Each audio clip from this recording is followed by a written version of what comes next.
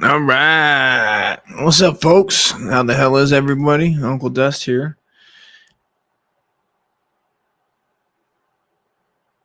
Buka. Aladamas.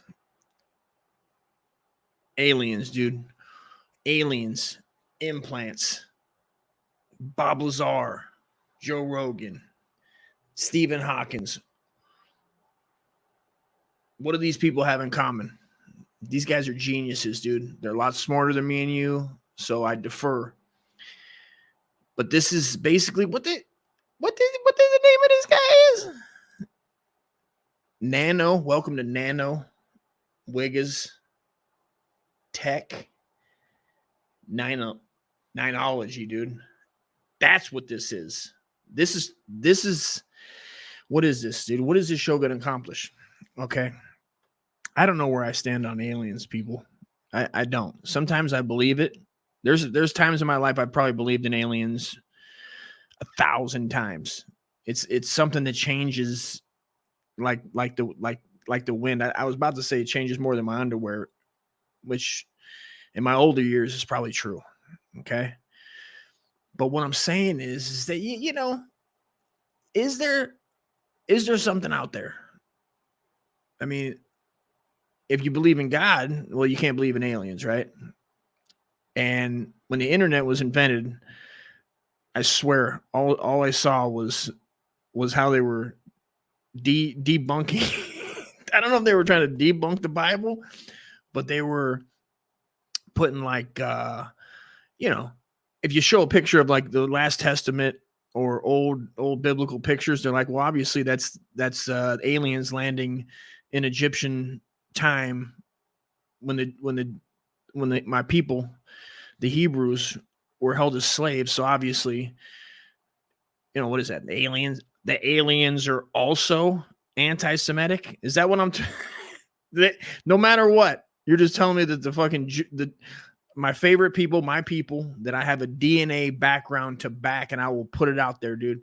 You see the rabbi, so I don't want to hear it, dude. I'm a freaking rabbi. I'm a Holocaust agreeer. It happened. Look it happened, dude. It's like the dinosaurs, dude. We keep finding bones. This is what it is. Let's not get off the tracks yet. I don't know where I stand, dude. I've seen things. I've felt things.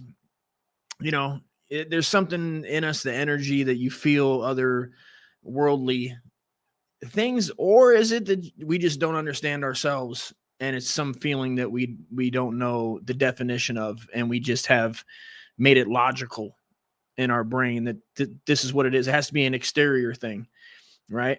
Because I think at this point, even if the people that don't believe in God or the Bible or Muhammad or anything, any man-written biblical text, right?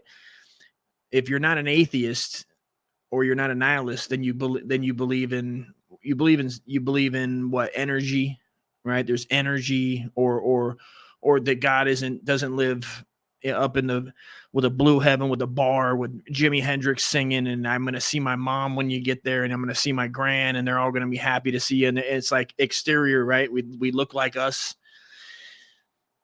That's one thing that people believe, right? People believe that it was in all types of texts. Everything you read is when you went to Bible school, if you went to a Bible school, or I mean, they were still we had some kind of book like that, unless your parents were just pumping nihilism as a kid, which is fucking depressing to think about. Is there parents out there that are just going like, mommy, I'm fucking, there's Jesus Christ. There's fucking nothing. There's nothing, Johnny. Absolutely nothing, dude. You die, your body decays. It's lights out. Your energy's done. It's done. Past the veggie burgers, dude. So I don't know where I stand on that, because it changes. It just changes, man. It's sometimes you believe that there's, you watch some of these shows, like the Skinwalker, and you're like, well, what are they seeing out there? And then there's people that actually go out to the Skinwalker Ranch in Utah. If you don't know, it's a great show about it. And I take it all as like entertainment up to a point. I don't have access like Joe Rogan to be like, come on the Wigs, and tell us all about it. Bob Lazar, who was a guy that said he, reverse engineered alien-ish technology. But how are we even to know, man, that it wasn't, you know, you have what? You have time traveler activities, right? Are they coming back? Is it us coming back? Not me and you, but like somebody coming back. And then I started to think, well, couldn't they just manifest? Because if you go down that route, dude, it's wild. Because you can just go, well, okay, well, it's us in the future, man. We went and planted all the dinosaur bones. Why would you want to plant all the dinosaur bones? Is that a thing? I feel like that's a thing. I feel like this is a thing.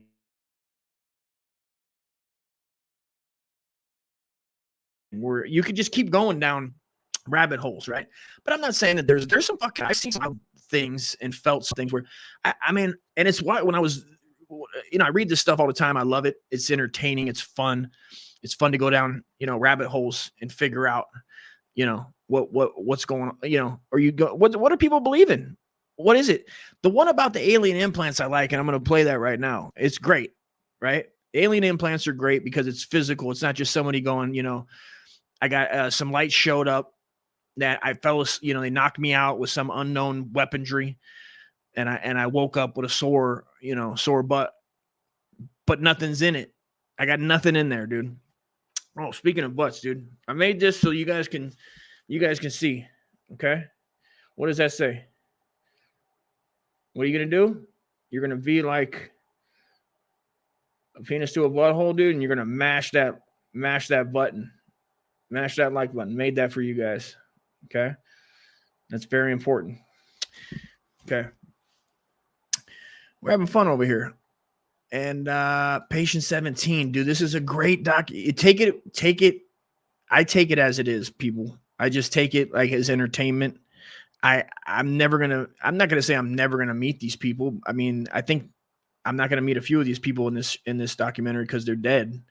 You know, there's a guy named Dr. Lear who we'll get into, who was like, he was basically like the alien implant remover of the UFO community stars. This is what this guy did. People you know, they came to see him.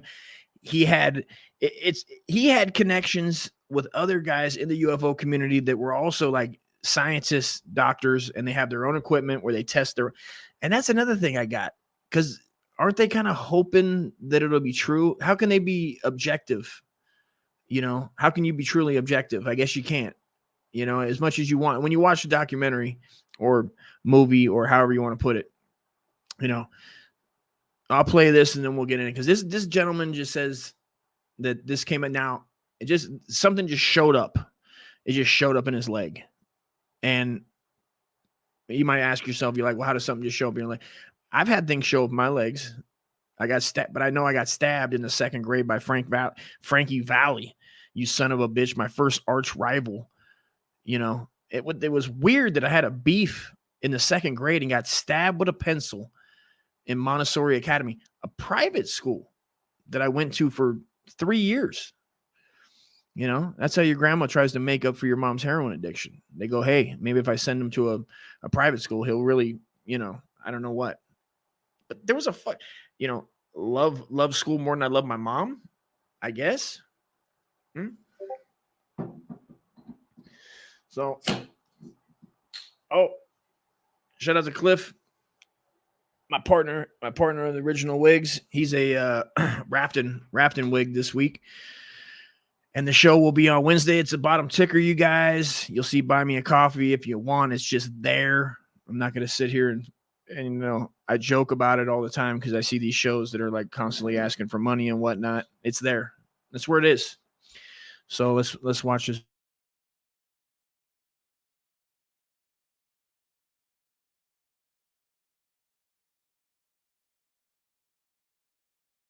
bad boy. It's fun. Go outside, experience life. Go see some aliens, dude. If this gets you out of the house, you do it, dude. Believe in aliens. If this gets you outside and you lose weight, you know, because you're walking around looking for the trail of the skinwalker, it's like, do it, dude. You know, you're not hurting nobody, and it gives you something to do. It's fun. You know, I stare at the sky every night when I take my dog to the dog park. I just walk around staring at the sky. You know, I throw them balls and I look up and hopefully I see something. I don't know what they're going to be flying over San Bernardino, California for. They're probably pretty much done. The space cadets are on the ground with the help of methamphetamines, they're smoking out of antennas. I doubt they have any use for them. Anyway, let's just get into this. So this is patient 17. This is the surgeon removes the alien implant. Whether it is or not, you guys let me know. Dr. Roger Lear did confirm I was going to be patient number 17. So you're going to get this thing out? That's what he's telling me.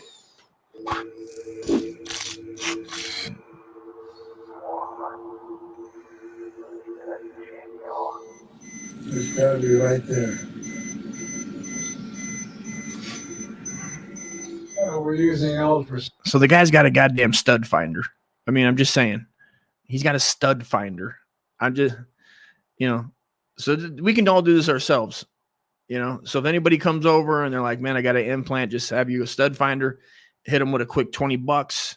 I'm thinking this is a good thing to do. This is another hustle I could be doing. And you're really helping somebody. I mean, hustle and like make money on the side. I'm not saying hustle people out of their money.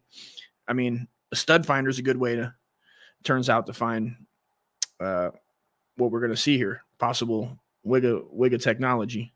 Sound to try and locate the exact position of the object. It's not easy because it's not only superficial, but it's also close to the bone. That's it right there. Yeah.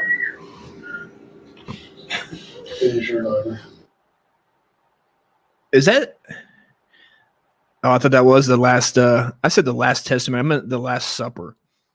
That's what I meant when I said that earlier. Looks like that was the Last Supper. What are they in? What is that? Laurel and Hardy and Jessica Rabbit? What are they doing? Who's the director? You got a director? He's directing these guys in heaven? Oh, they're all dead and in heaven. All right. Well, so they do believe in heaven, or at least have a sense of humor about it. The object undoubtedly is some form of metal, so that goes into a metallurgical process, one step at a time, where we look at it under an electron microscope. We're going to draw the patient's blood, and then we put it in a centrifuge and spin it down and separate the cellular portion of the blood from the liquid. So he's looking for, it's like looking for AIDS, a virus. They can break apart and look for metals, right? I mean, anybody can do that.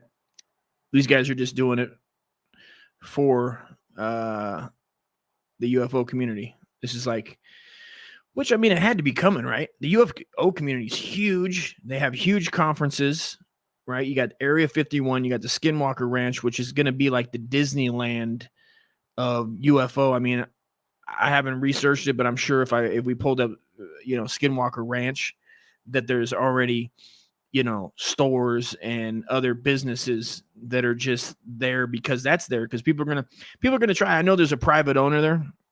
And if you haven't seen Hunt for Skinwalker Ranch, it's great. It's scary. You get scared because you felt the feelings that they're telling you, that they're seeing these things in these abandoned buildings and these holograms that are showing up that look like devil dogs. And you're like, you remember when you were kids and your imagination was that strong where you could stare into the darkness? I've scared myself so bad when I was a kid. I remember just staring in the darkness in my room and just being, you're completely petrified where you can't move. It's like that. It's just, I don't know if that's anxiety, fear, whatever it is. And some people go, well, it's telling you that something's there. Could just be that we're messed up inside and we have some faulty wiring, which would explain some things, why people have mental illness and other emotional problems that maybe themselves, they didn't even go through anything. It was something that was handed down. Some kind of trauma that I've seen that gets passed down, and generations getting chased by animals. And I'm not talking about those type of animals, you fucking racist pieces of shit. I'm saying, like, you get chased, bro, and you get beaten, and all the beatings that you've taken over your family's lifetime. For instance, let's just say, because I'm Jewish, right? And I remember, and I have all that DNA because I'm here now. And I went through splitting the seas with Moses. We were slaves in Egypt, building the pyramids. Those guys lived those guys are here. So what happens to those feelings? It had to manipulate the DNA somehow. I'm not saying you wake up every day going like, what the fuck, bro? You don't wake up every day, but maybe that does make sense of why it's overkill. Sometimes some could say that it's overkill in the, don't say anything, play 7 million Holocaust movies on every channel every day of the week at some point. And some people go, well, that's overkill. But if that's in your DNA, you truly believe that maybe somebody's still out to get you and everybody's trying to, erase your people off the face of the earth. That's my little incision. We spread it a little bit. Now, do you see it? Little spot there? Oh, yeah, there it Little is. black Yeah, spot. right there. That is it. We'll put the soft tissue in that, and then this will go on the serum. So, do you want to get a close-up of this? I leave a little piece of soft tissue on there so that when we use things like electron microscope, which we'll do at SEAL Labs, that soft tissue will show up under the... Bro, look how small it is. That's some, and then you have to see, so now I have to, when you're watching this, you have to trust that these guys are doing what they're saying they're doing. And I'm naive sometimes when it comes to these, you kind of want to believe, but then you go, okay, how did it get there? Right? How did that get there? If it is even just a microchip of some sort of microchip that's either recording, sending a signal, which they get into. This is only a clip. It's not the whole show isn't on YouTube. I believe it. I forget if it's on Prime or not, but it's definitely, you can get it on what is it, BTV. I'm not going to put the link out there, but it's BEE TV, which I don't know how I don't know how it gets what it gets, and I don't know what it takes from me. It might be like the damn, my favorite people in the world, the communists, which if you guys don't know, the WHiggaz support communism. We support the Communist Party, and we appreciate all the reverse back engineering that they're putting into products so that, we can, because they need that information, guys. So you're going to want to give them all your information, guys. Okay. Let's just give it to them. They'll help us.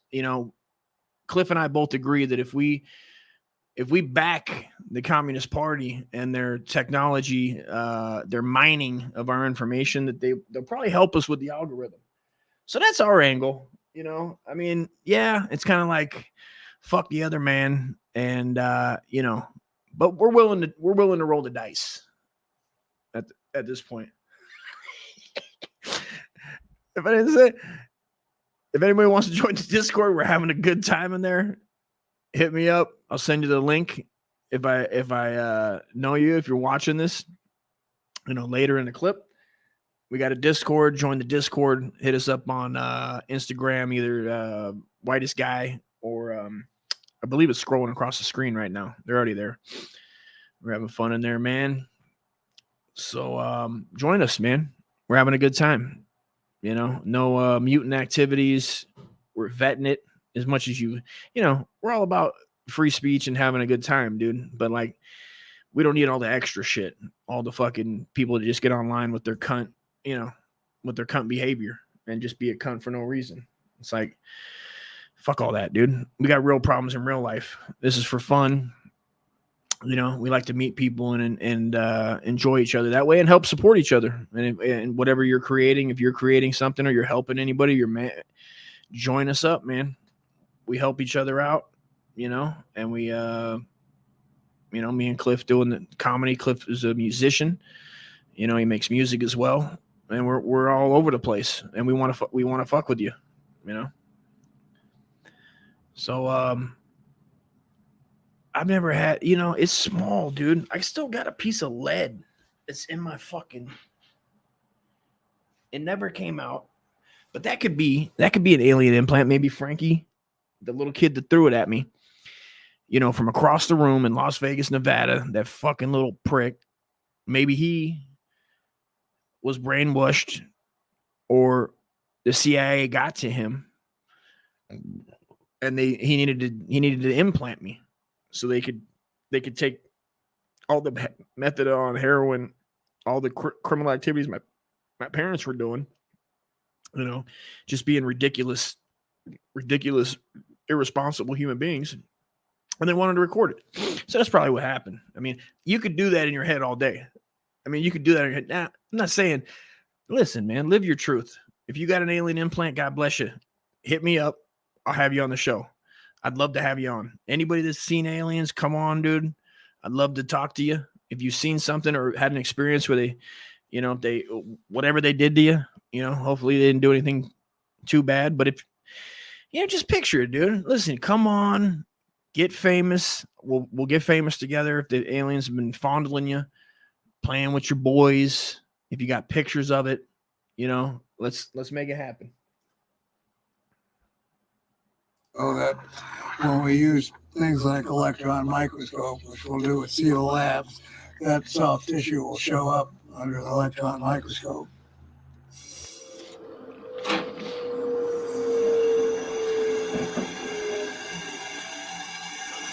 I remember I'm watching this and I'm thinking, these guys are like, this equipment, I don't even know what this is, dude. I just know when I saw it, I go, this looks like something in the 80s.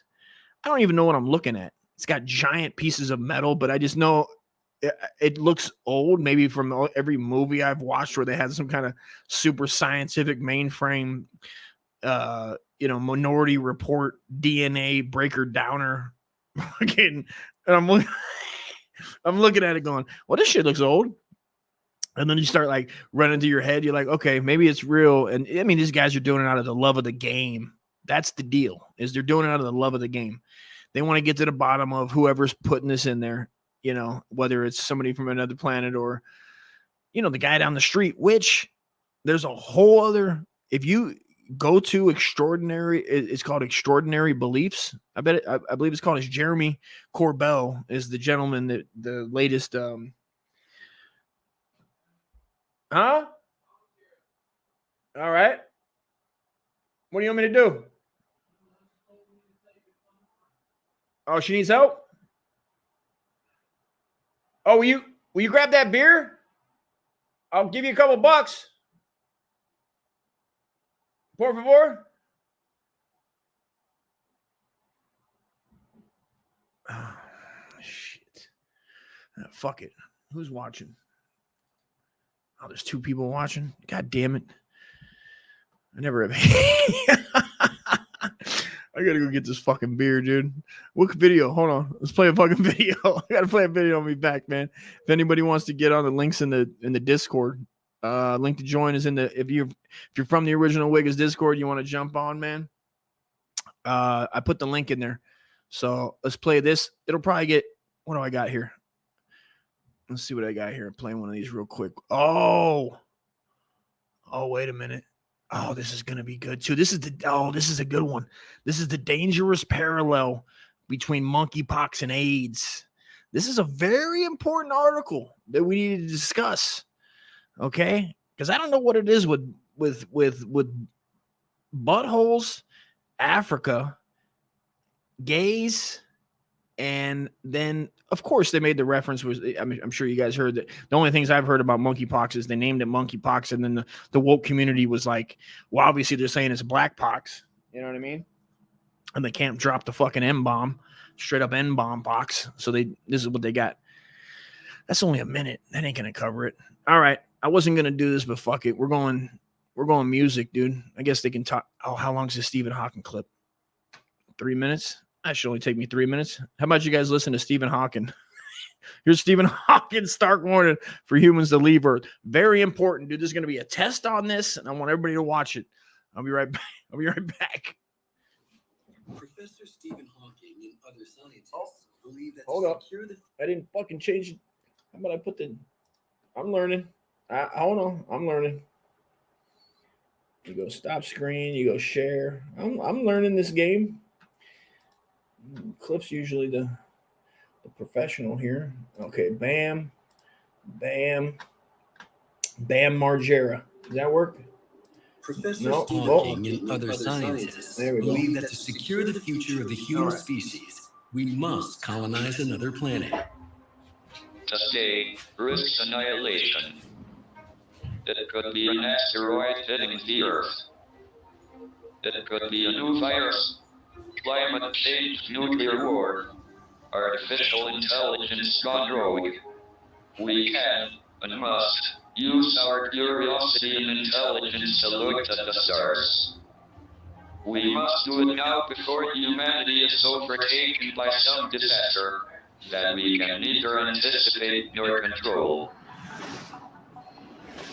For humans to survive, we need to find a planet that's rocky and about the same size and density as the Earth, so that its gravity will be similar to our own. Then, the crucial thing we need to sustain life is liquid water at the surface. That means we need to find a planet that orbits in the habitable zone of the star, the distance where the temperature is just perfect for liquid water. For our sun, a yellow dwarf star, the habitable zone stretches from around the orbit of Venus to the orbit of Mars. Earth sits neatly right in the middle. We now know that there is a planet around our stellar next-door neighbor that could be suitable for colonization. Welcome to Proxima B. It's a little more massive than the Earth, and it's almost certainly a rocky planet. And there might just be liquid water at the surface. Proxima B might be our best destination for mankind's new home.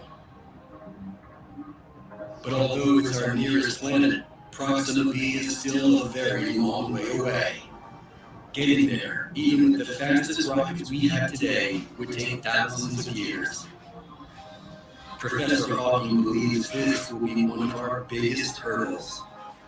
I have no doubt that we will eventually find ways of crossing the immense distances of space in just a few years. One of our species' great strengths is embracing new ideas and evolving them into cutting-edge technologies. Just look at the advances we made in the fields of medicine, communications, and electronics. We only built the first silicon chip 60 years ago. Now it powers just about every aspect of our lives. Our ingenuity will get us to Proxima B.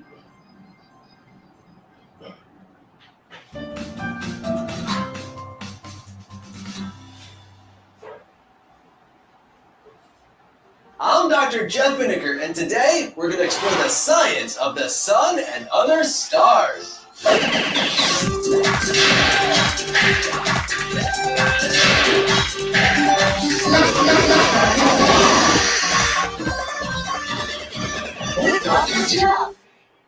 So who knows what a star is? I think a star is made up of gas. That's right.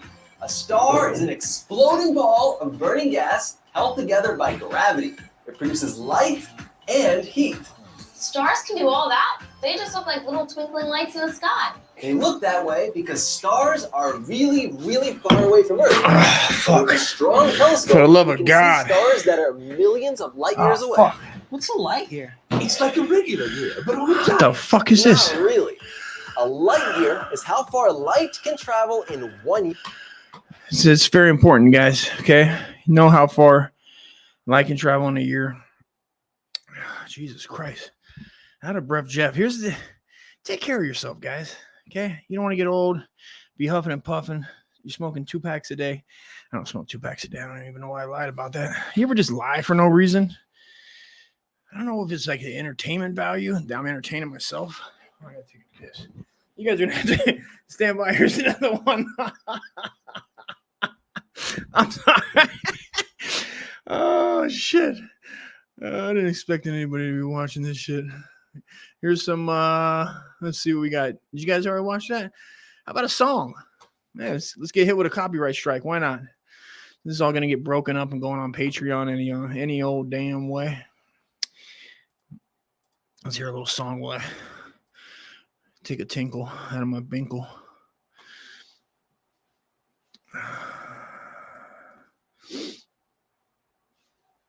This is nonfiction.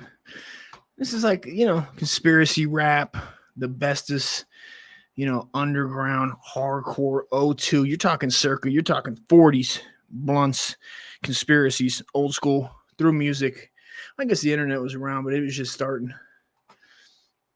Oh, hit me.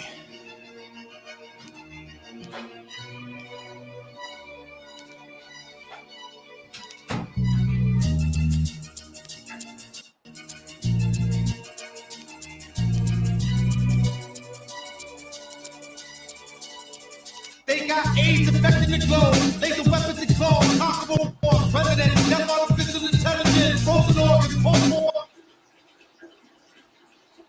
The Bailey and Malachi Morgan, 5% club rhyme forever. Get your mind together, who decides truth? Guys and ties and suits, violent coops in private schools. Teach our rules are taught, dues are fought, use of thoughts like swords. Take the groceries, the DNA closing your vocal cords. The order for the world's already been bought. Bubble cops come there to kill, ready for war. Drink your cocaine, the drugs is legal. Androids rule the streets of New York, people fuck the people. Even a priest can fall in love with evil. If the bitch that's sucking his dick is bottom, nothing go receive it. Election day, young Americans will vote for demons over routine. Become a stiff blow up priests. Welcome to Futurama. Where the cyborgs shoot your mama. Across between Terminator 3 and 2 in common. This is Ill Bill, reporting for a new assignment. Ready to rock with the Ruben I shot it. This is Futurama. Where the cyborgs will shoot your mama. Across between Terminator 3 and 2 in common. This is Ill Bill, reporting for a new assignment. Ready to rock with the Ruben I shot it. The news is tight, the news is sightings, the truth frightening. Combine the studies of 50 work produced by the Titans. Follow the sergeant. All right, guys, coming in at number 5, Casey Kasem's top 20 nonfiction. The future is now, guys. How about those guys? It's addictive to say that. Okay, guys. Okay, guys. All right. Moving on. I just want you guys to know that firepower is in the mind. Okay? Use your mind as a weapon. Okay? Don't play that. Don't, you know, like Chuck D said, okay? Can I tell them that you really never had a gun? Now, if you want to carry a gun, that's fine. Big guns, large ones, big magazines. But you're going to have to go sit in jail. If you shoot somebody, dude, you're just going to have to sit in jail for a little bit. But it's like you're still alive. But when aliens, now, that's the whole thing with, I want to have a debate about aliens and killing aliens. I mean, that's a whole different ball game. Now we're going to get into monkeypox, guys. Okay, guys? I can't stop saying it. Okay, guys. Monkeypox, guys. This is fun. I don't know why it's so fucking fun. Guys, monkeypox, okay, guys? Now, protect yourself, guys. Monkeypox, guys. AIDS, guys. Don't go playing in buttholes, guys. Guys are like guys. And why is it that female butt... We all know that men have sex in all types of buttholes. Here's my thing to people that go, well, it's, you know, it's a gay thing. I mean, but also men fuck each other. Men fuck each other in the ass. Yes, they do. But also they have sex in anal canals of the female sex. So I don't. So we're gonna have to delve into that later, guys. Okay, guys. So here's the this is United Nations AIDS urgency, UN AIDS, and this is this. Let's listen to this fine gentleman here while I catch my fucking fat ass breath. And then blow sig. We're seeing cases, as you say, among men who identify as gay, bisexual, or from other groups of men who have sex with men in several countries, often linked to travel, so or recent travel. And run that back. Jamie, get the clip right. We're seeing cases, as you say, among men who identify as gay, bisexual, or from other groups of men who have sex with men in several countries, often linked to travel, so or recent travel. And it seems clear, as Rosamund was saying, that this is linked to close contact. So this could be through social contact, possibly through sexual contact, which of course is close contact. We're still in the early days of this Close contact. I mean, how else would you say? I'd say it's intimate. There, almost Hitler mustache guy. Outbreak. So there's a lot we're still learning. There's a lot of stigma and discrimination that surrounds many diseases. And I think the key thing we need to look out for is, as WHO, to work with our partners in communities and elsewhere to make sure that the messaging is correct. So while, for example, we're seeing, some cases amongst men who have sex with men, this is not a gay disease, as some people in social media have attempted to label it. That's just not the case. Anybody can contract monkeypox through close contact. All right, I'm not going to try to disprove that it's just a gay disease, but I did look this up. All right, that guy talks a lot smarter than me. I'm so fat. Brendan, you're not fat. Which is like, anytime a British guy or Mary Poppins guy or fucking Thor guy or the guy from The Walking Dead guy or any of these British guys say anything.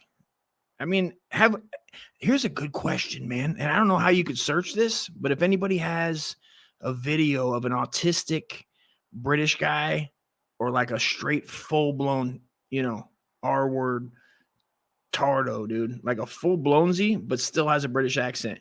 Where he's like, hey, bloke, hey, I want a bloke, put a finger on my butt, get in the bubbles, mate. And it's like, what? It's like, that guy sounds like he knows a lot of stuff, dude. Okay, so you have, here's the, oh, wait a minute. Oh, this is another good one where it's a small company behind the monkeypox vaccine. I guess we can bring that up. No, let's get into the monkeypox. Where are we at here now? How it spreads. This is a little more for those that turn off like me, dude. Sometimes when people start, speaking gibberish and British and bloody bloke in it, and then like bloody hell, mate, what you fitting to do? It's not a bloody gay disease, mate. I'm telling you right now, mate. You can get it even if you don't play around in that dirty sewage hole, mate. So this is this is from the CDC. This is from the CDC. Not that matters. I just heard a guy say on what was it? It's from trusted sources. Is that what it was? Reliable sources. And what's a reliable source? A source that's reliable, right? It's reliable to them. So anybody can have a reliable source. It'd be a fucking goddamn lie. But I'm just saying. I'm not saying it is, but also, fuck the government. And sometimes what the stuff they put out to us is meant to play with your head, dude. They have think tanks on psychological, whether you want to call it warfare or just psychological exercises to see how we process, especially as a society as a whole. And I think that's what we're seeing. The outrage and the woke things, and these things had to have been researched in think tanks. And I'm not talking about like conspiracy. I could do probably a whole fucking 22 hours on that. I don't know if you guys can read that. I'll read it to you. I'll read it to you. Luckily, I know how to. Here's the deal, guys. I know how to read. Okay, guys. How it spreads. Monkeypox spreads in a few ways, guys. Monkeypox can spread to anyone through close, meaning you're up with the body, personal, you're holding romantically or otherwise, or maybe you're just a touchy-feely type of individual. Often skin-to-skin contact, guys, which is what every human being wants, right, guys? You want to touch another human being. You want to be real close to them. You want to cuddle up to them, guys, including direct contact with monkeypox rash, guys. Okay, guys, that means that there's some kind of external crustacean that grows out of the pox that's monkey. So I'm picturing like James Woods face, his pockmarked face. And if you were to, you know, that's your dad or your lover, or and you lean in for a hug, and some of that crusty stuff just itches off on your face, that would be direct contact with monkeypox rash. And then scabs, guys. So if there's an open wound and it's leaking the pox out of the scab, and you know, maybe you're coming in hot, you're playing, you know, you guys are playing Twister for some reason. You guys pull out Twister for, you know, you guys been in the house too long and you forget that there's a whole outdoors where you could just be hiking. But you go, hey, you know, I just started dating my boyfriend or girlfriend here, or maybe both. Maybe you got two of them. And you guys are starting to play Twister, and you guys are having a blast, dude. And then lo and behold, you look down and there's just what looks like Oreos, like somebody just crushed an Oreo on the Twister plastic. And then you're like, oh, you know, could that be the new flavor of Oreo? That's disgusting, Dust. It could be monkey Oreos. Oh, that's racist. Pox Oreos. Oreo Pox. There you go. That's what it is. Nice and safe, nice and woke. That's what we're going right here, folks. We're going to step our intelligence level up to avoid being just flat out just flat out racist. You got to go ahead. So what you want to do, guys, you want to focus your brain, guys. Okay, guys, use what God gave you, guys, to bend around the racism, guys, and think about what you're saying, guys. Okay, body fluids from a person with monkeypox. So, you know, you guys are buds. You just played a hard game of football, you know, at the park, or in the gym. You're in LA Fitness and you guys are playing, you know, flag football. You guys are having a great time, dude. You were playing all-time quarterback, you thought, but in the end, you tried to take off for, you know, you tried to stretch the field, and you scored, dude. You scored a touchdown, but when you get back in the old shower, so guess who else is trying to stretch something? Okay, and you guys are just stretching each other out, dude. Nothing wrong with that. Just a couple of buds, teammates in LA Fitness, you know, helping each other. Who doesn't want help with a stretch? How many times I'm laying here at night and I'm like, dude, I need some help with these fucking tight legs, bro. These hammies are tight. And then you get stretched out, dude. And you get, you know, and then obviously there's some bodily fluid when your backside, you know, I'll just put this up there so I don't have to be vulgar. Okay, guys, like that. And you're going to see that like that thing is stretched out, which I've seen too many times on Twitter now. I can't believe I have to say this for like the 100th time in a show. It's like, I'd never thought I'd be this guy. I'm all for the free speech and everything. And I came from Instagram I was using for a couple years, you know, and then I get on Twitter and let me tell you something, dude. Hashtag hiking. That sounds like that shouldn't be sexual, or not even sexual. I'm saying it shouldn't have big cocks jamming in the asses. Why? Twitter? Can we not? Why when I hit hashtag hiking, is it always like the fucking first top 5 I got to scroll through? Somebody jamming something that shouldn't be in there. It's mean. It's like, stop being mean, bro. You're being mean. Stop being mean to yourself. You know, give it a break. Give it a rest.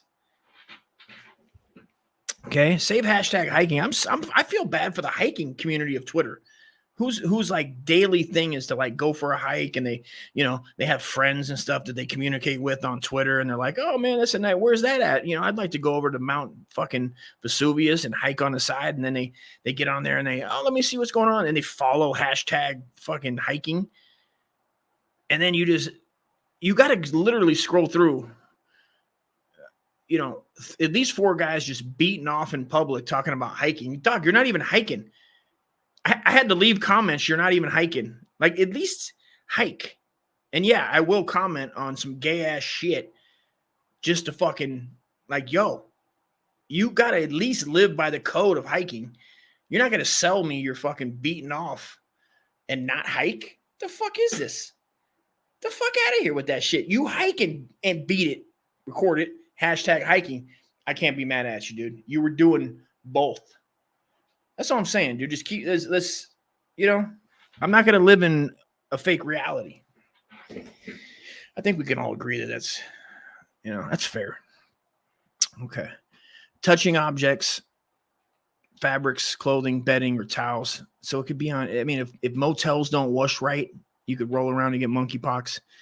Surfaces that have been used by someone with monkeypox surfaces. So I think they're getting back to like, you know, if you're sweating on the ground, you know, man. So that's like, throws me like military dudes. I mean, they used to have us fucking, you never worked out so much. It's like, I guess, you fog it up. You fog up like a giant, you fog up your car. I guess it's the same fucking thing.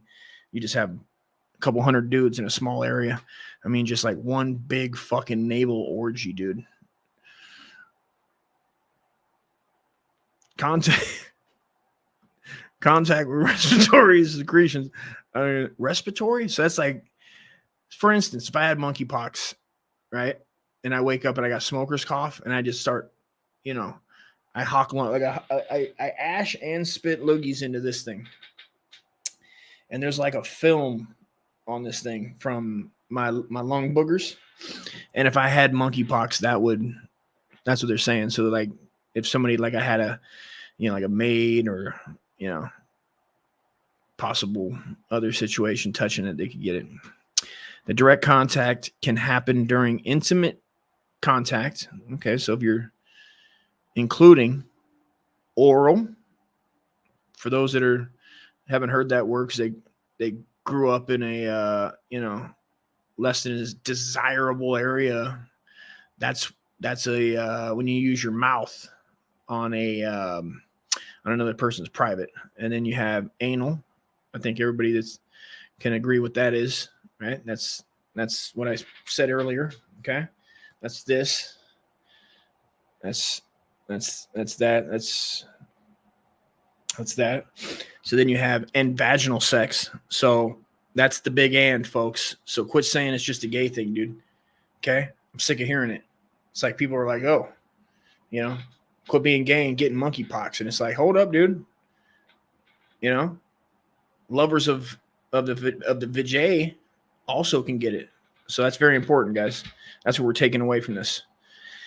Or touching the genitals. So if you're just, you know, genitals is another word for, you know, snatch, cunt.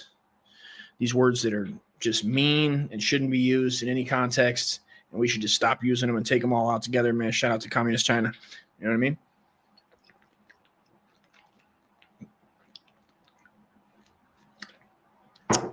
Okay, laying it on pretty thick here.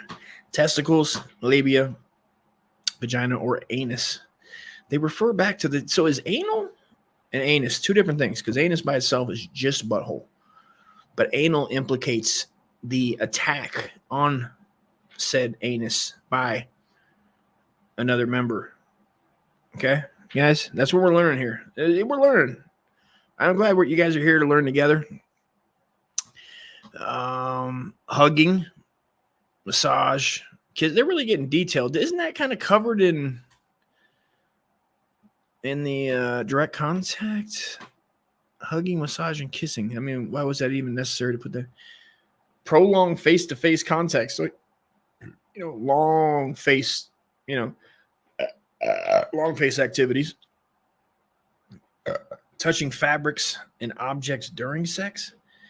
That goes back to, so when you're touching sex, they're saying basically have sex, you know, lay down some tarp, you know, have some respect, have some dignity, you know, maybe a raincoat, you know, or just do old fashioned, you know, you pull it out of your zip, the male pull it out of his zipper, or, you know, male, I guess anybody can be a male. So if you're like a woman male or a, I don't know, what you call that? Like the slave, what's it like, you know, like king shit of Lesbian Island, right? You pull it out. It's your day to have the giant, you know, dildo, and you pull it out through your, you know, your Levi's zipper.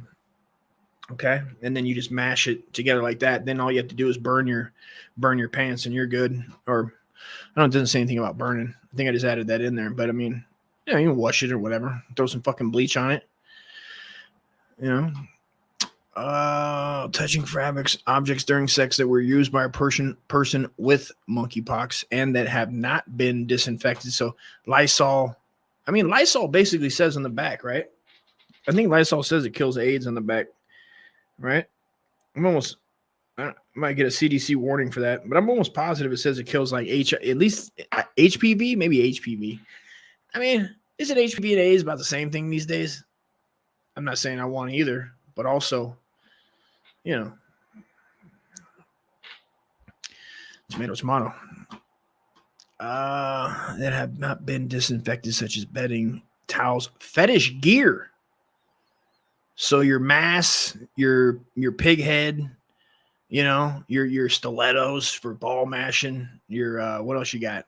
Your leather whips, your whips have pieces of monkey pox on it from your last fetish stuff. Sex toys. So what's your sex toys, people? What's your fetish gear? Towels, bedding, and wash yourself. No hugging, no massaging, no kissing, prolonged face-to-face contact. Erase all that. So basically, you can just stand back and jerk off. You know, you can buddy whack it, you can jerk it, and then she rubs it out over there. A pregnant person can spread the virus to their fetus, bro. Through their placenta? Fucking gross. A pregnant person can spread the virus to their fetus through the placenta. So does that mean they have to get the monkeypox in the placenta? Or does somebody have to put it there? How do they? So through penile, they're saying if somebody with a penile monkeypox puts it into the placenta. I think you guys are finally understanding that I don't know what the word placenta. Placenta sounds like, isn't that a place in Florida? I'm pretty sure that's a town. I don't know what they're doing over there. It's also possible for people to get monkeypox from infected animals. So you just do, they're basically saying, you know, this is all a sex one, dude. I mean, when AIDS came out, like right when I was little, dude, I was kind of fucked. You know, I was like, man, there goes just random, like all the stories you hear from the hippie days and just willy-nilly just jamming your meat and everything. You can't bone animals. You can't bone other dudes. You can't just, even broads here, you know what I mean? You can't do. So you can't just be like, you know, have a break and be like, I'm just gonna go out and slutting around, just being a whore to the world, people. And I don't mean that in a bad way. I'm not judging. I'm almost like, you know, I'm like supporting. I'm like whore supportive. If anything, I'm like whore positive. So hashtag whore positive. That's all I'm saying. A person with monkeypox can spread it to others from the time symptoms start until the rash has fully healed. So this is like an outbreak of herpes in a way, right? And a fresh layer of skin is formed. It's just hearing the fresh layer of skin bothers me. I'm going to be honest with you guys. So who's rolling the dice, dude? Are you rolling dice on monkeypox? Does this sound like rolling diceable? I mean, I've heard stories of people rolling the dice on herpes. You know, obviously you get STDs and stuff. So it's just chalk it up. The attaching an animal name to it does give it the connotation, or at least the, you know, about AIDS, even though, you know, whether or not somebody fucked a monkey to start AIDS is true or not. I mean, I think that it came from a lab, most likely, kind of like, you know, our latest guy over there in Wuhan. Call me fucking, you know, call me a communist.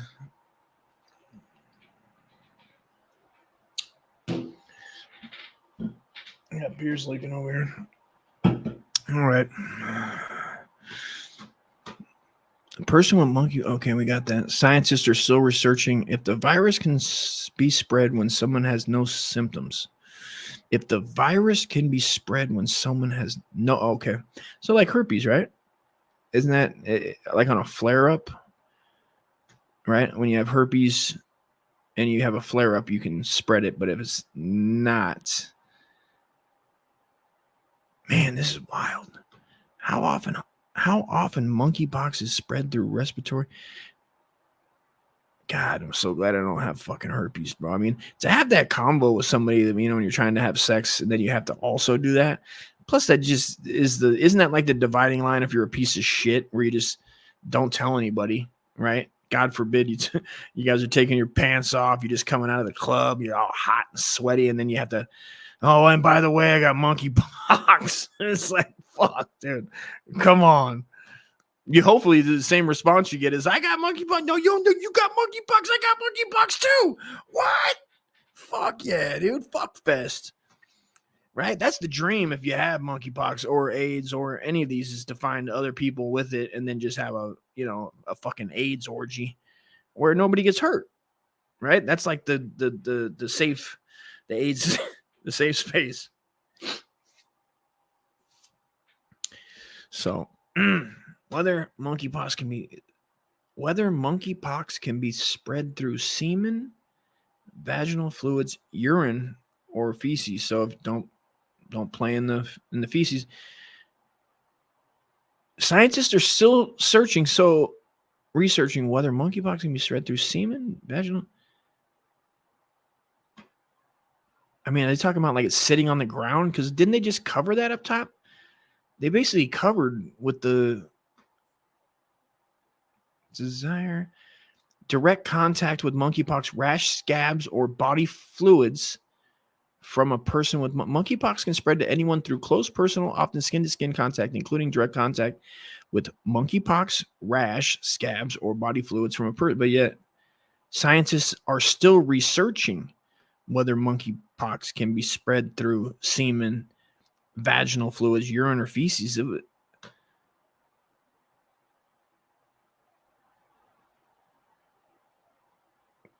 Might be that likely to spread the virus through. That doesn't make sense. Because it's saying it's spread up here, direct contact. Are they saying like long term? Like how long it lives in feces, urine, vaginal fluids, or semen?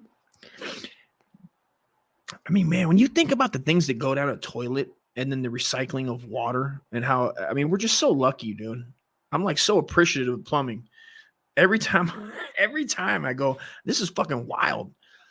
You know, and people drink bottled water. I get it. I drink it too. But like drinking tap water still isn't that bad, dude. I mean, it's not bad for you, right? I mean, yeah, it's got, you know, the pH balance and it doesn't taste as well. It doesn't taste as good. It's not reverse osmosis or, you know, the extra filtration that they're doing from bottled water. But God, we're lucky, dude. In America, we're fucking lucky now. I mean, Flint, you know, I'm sorry.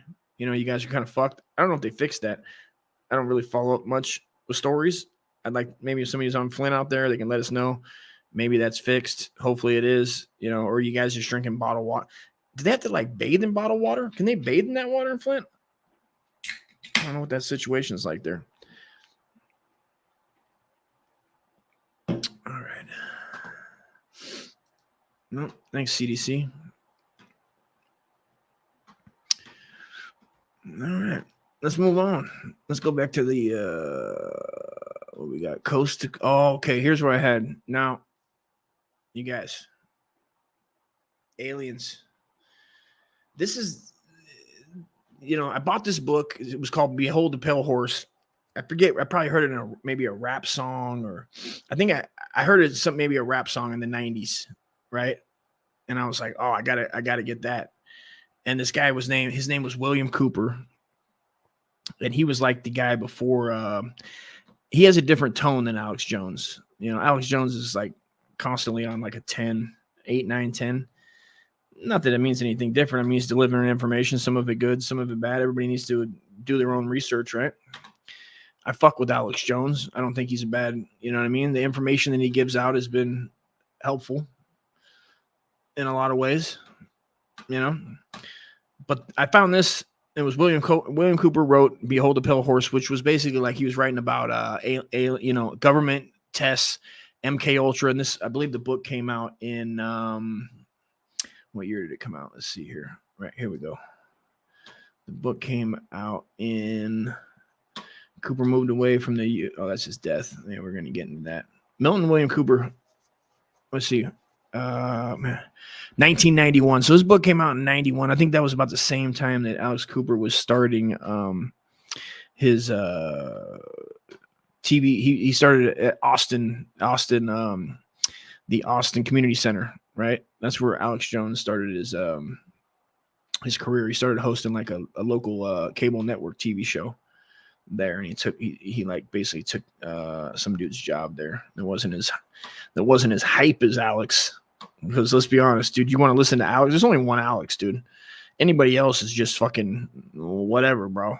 Like, you want to hear about you? Alex gets you so high, dude. Alex fucking scares the shit out of me sometimes. Like how the thought of aliens doing, I think just turn it off. It's like overload, bro. It's too much sometimes. But this guy wrote a book. It was called Behold a Pale Horse. And he warned of, it was global conspiracies. It had some MK Ultra was in there. He had some Satanism in there, where he was talking about the CIA. I don't know if they co-opted Satanism, but like the Church of Satan specifically. Very interesting, man. It was a great little, and it was kind of, I don't know if I liked it or not. Now when I look back, it was kind of written like an operation manual, because it had like it was broken into, like, there was like 100 subjects in there, which, I mean, he wasn't writing a book. He it was, direct, like A, B, C, D, this happened for, AIDS. So AIDS is a man-made disease used to target blacks, Hispanics, and gays, and that a cure was made before it was even implemented. And then, of course, he's been described as a malicious theoretician. I've never heard that one, but I haven't heard a lot of fucking things. Cooper was killed in 01. It's a wild story how he gets killed. He owned land out there. He had a radio show out in Arizona, Eagar, right? Eagar, Arizona. And it was called the Hour of Reprisal, I believe it was called, right? No, Hour of Time, Hour of Reprisal. That's an Ill Bill album, Dusty, which is a great album.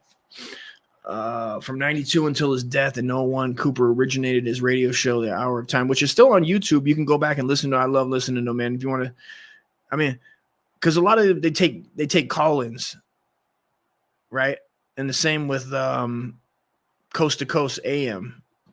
This is before pre-internet, so people were calling in with anything you saw, dude. So you'd have a guy call in from fucking Kansas that was convinced that he knew how to time travel, and it was like, now whether he was doing the things he was saying, because it was just up to your imagination, right? Because it wasn't able to, social media wasn't there for them to instantly prove. And some of them are documented, because people would be like, well, how did you do that? Because he was saying he stole, he went and he was like stealing electricity off the grid. Then he had these giant satellites. Whether or not it was obviously true or not, who fucking knows? What is this shit? I have to wait, Bubble Lips.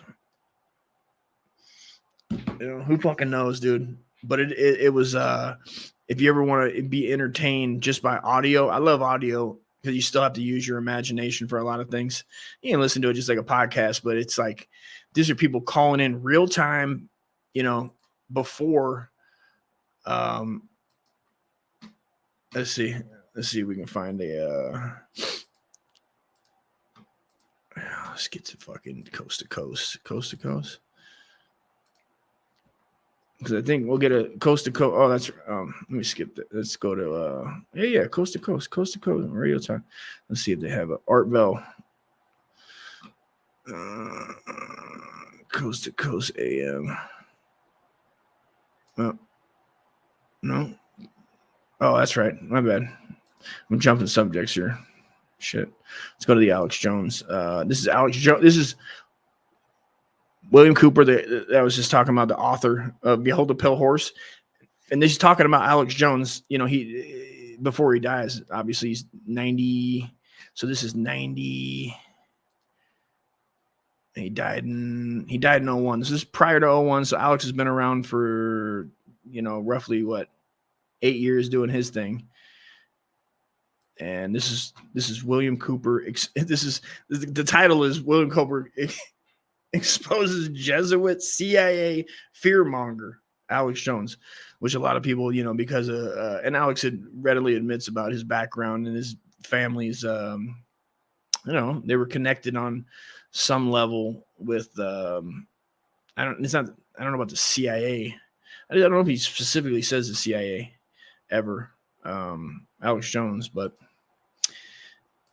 they had some family that have people question ties, and it's like, who knows, dude? Because just because you're part of a fucking, not everybody is up to no good as you think all the time.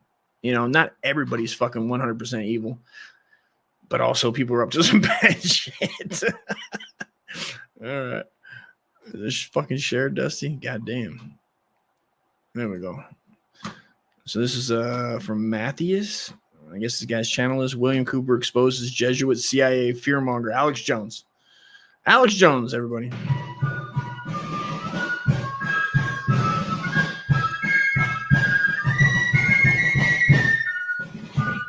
Used to be on satellite. We used to be on some of the most powerful shortwave stations in the world, but for various reasons, mainly because I do document and prove what I say.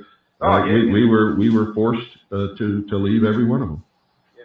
On a side note, I'd just like to mention something. Mm-hmm. I live in Canberra, the capital of Australia, or near Canberra. Hurry up, we're out of time. Okay, sorry. I got to leave right now. All right. Thanks for calling. God bless you. Thank you. You too. Thanks, folks. Good night. God bless each and every single one of you. Start thinking. Stop listening. Start thinking. Stop listening. Good night, Annie Poon Allison. I love you very, very, very much.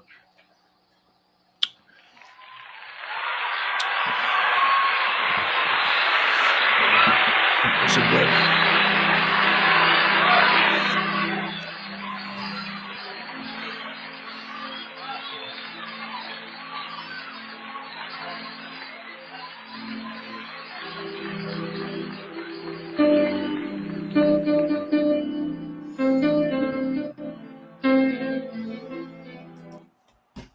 So this guy was like a naval intelligence officer. We're getting it. I was just giving a little more background. Is that he was in the Navy, and at some point he saw some files, right? This is Vietnam era, right? This is pre-Vietnam era. And he saw some, he worked directly for the fleet admiral, right? Who's like the head motherfucking wigga in charge in the Navy, right? Like the fleet commander who's overseeing all the ships and all the captains on those ships, right? So he's like his paper boy. It's like a yeoman, like a secretary. You're like his bitch. And so he sees things. He's seeing all these paperwork, classified, top secret, and he's seeing all these things. And he has enough, right? And that's when he says he has to come out and start letting people know about all these projects.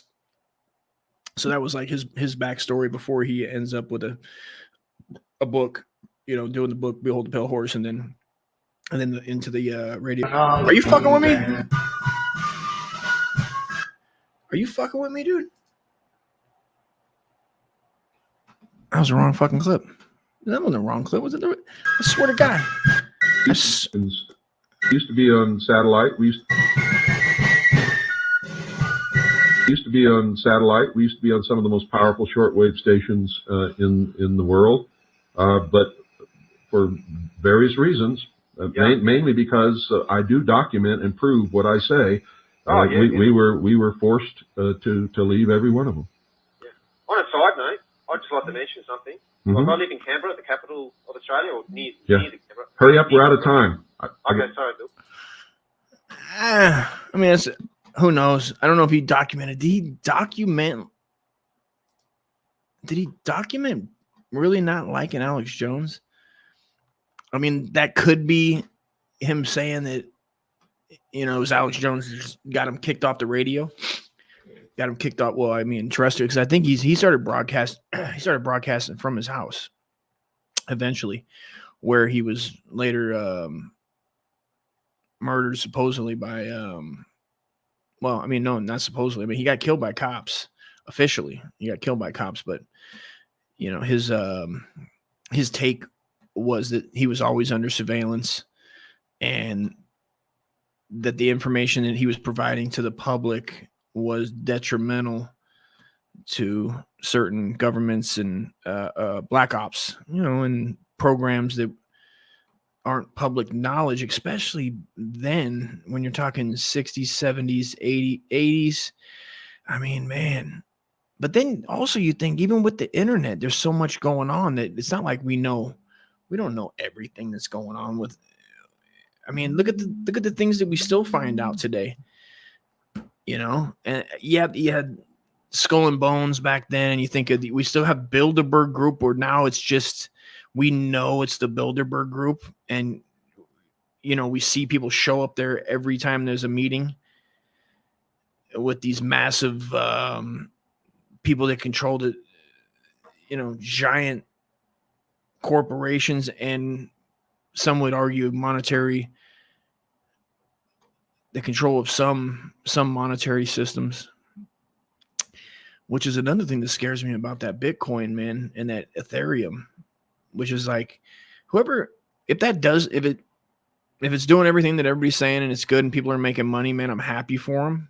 I'm very, you know, anytime anybody makes money, it's like, I'm all for it, dude. And the fact that, you know, we all have to live off a monetary system, right? We're not going to go back. We traded, you know, stones at one point, gold at one, before the Federal Reserve was, which we all, you know, I think everybody, for the most part, at least back, that's my age, we all thought that was connected to the government. We all thought the Fed, it's Federal Reserve, dude. Of course.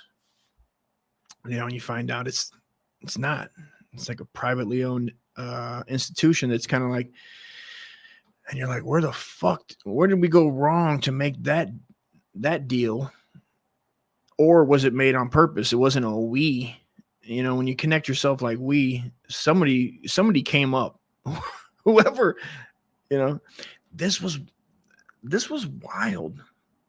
And now that I'm looking at this, because he was early on. This is where I learned about the Trilateral Commission, which of course was like George Bush. And this is why this is so crazy. You can just click on stuff. Because I mean, back then, getting a book and having like, let's see if they have the map, if they had the maps on here.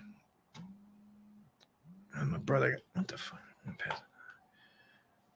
Hey, brother, you all right? But you found him. Okay, good. Let me know, man. I'm recording right now. Can you call me back? All right, man. Good job. That's awesome. Love you. My brother just found. We've been looking for my brother's real dad.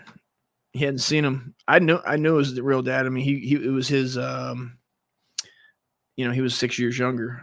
And we've been looking for him. He's like the only one that has it. Out of my sister's dad's dead. My dad's dead. And then, you know, there was a man that raised Pat that's dead. And now this guy's alive. We're my brother called me and wanted to get in contact with him. So we've been, you know, finding, doing searches and stuff. I think he says he think he found him. We've called so many numbers and not been able to find one that's still operational. Looks like there's a fucking road trip happening to find. I remember him. He was like the only guy that I remember was a good dude out of my dad, my sister's. I didn't know my sister's dad died early. None of us knew him, but then my mom's boyfriend Jay that raised Pat kind of got better as a stepdad when my brother was, you know, in his like formative years, as you say, where he fucked me up, where I was like, you know, he's fucking me up and being a cocksucking, you know, meth head fucking maniac. So it was like, I mean, he died of cancer, and I remember I kind of feel bad, but not really. I really don't feel bad because I mean, he had it coming, dude. Not the cancer part, but like me telling him that, You know, I remember him calling, and I think he was trying to tell my mom that he was on his way out because they weren't together, and he was in a different state. And I happened to answer the phone, and I was like, "Who is this?" And he's like, "Jay." And I was like, "You motherfucking Pete." He said, "I'm dying." He told me he was dying of cancer, and I told him, "Man, you're a fucking piece of shit, dude." You know what I mean? The times that you fucked me up, bro, that you fucking, kicked the shit out of me and blah, blah, blah. You know what I mean? Let him have it.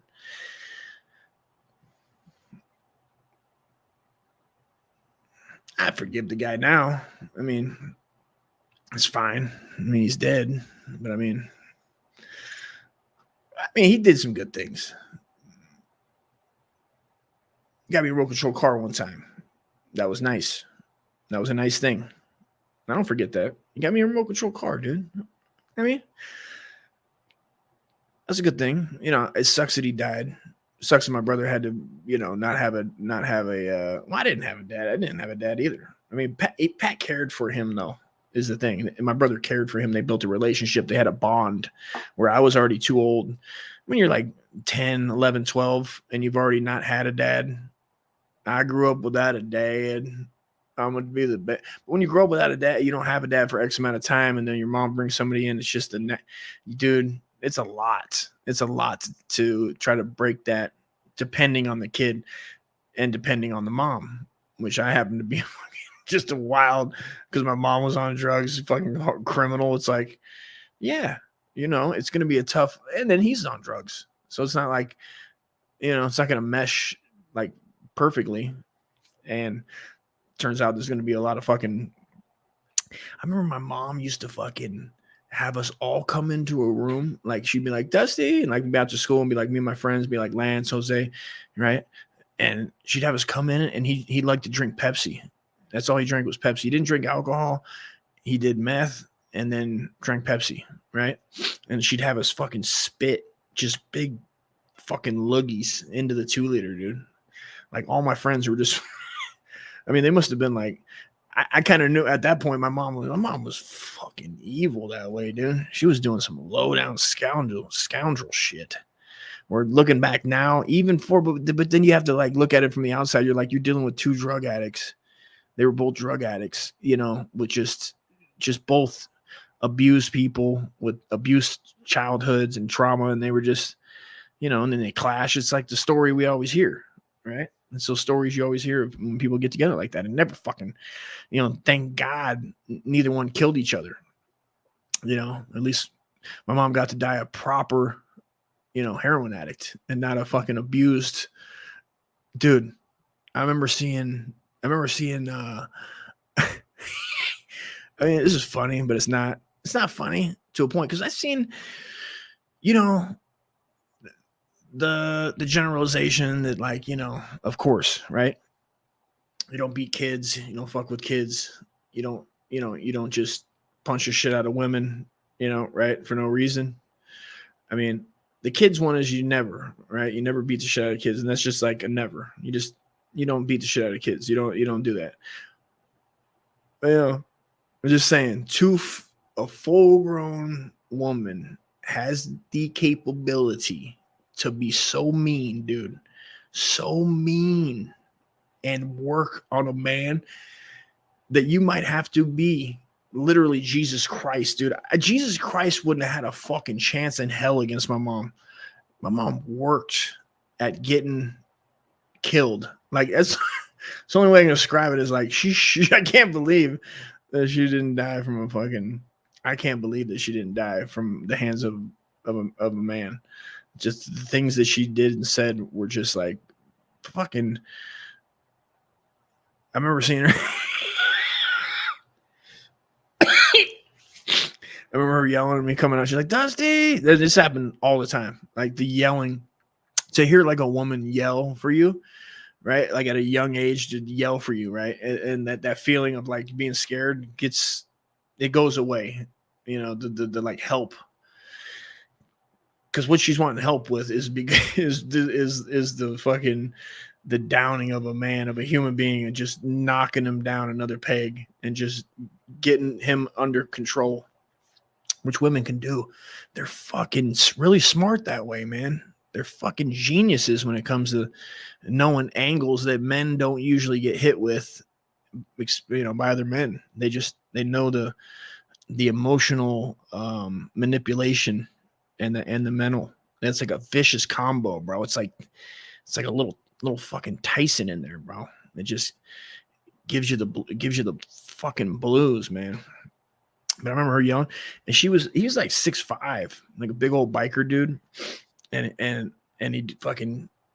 I remember him yelling, and she's like, "Get the money, get the money!" And there's like $100 bills on the ground, and my mom's swinging from his fucking beard. She's like holding on his beard like with all her might, and off the fucking ground. And it's like, what are you?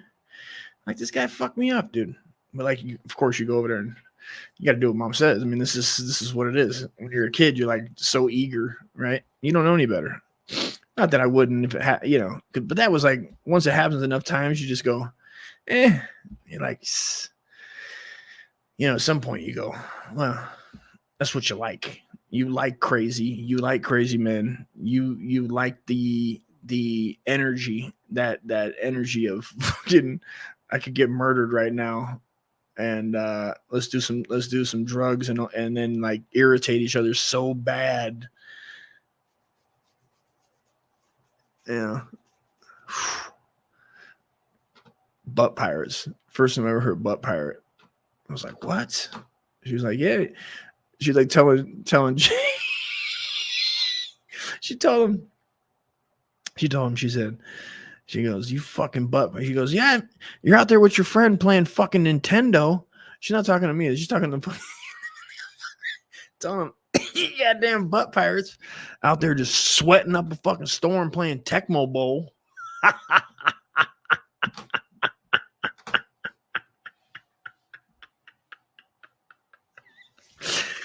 Whew. To this day, when I'm having a bad day, thinking of that line makes me happy.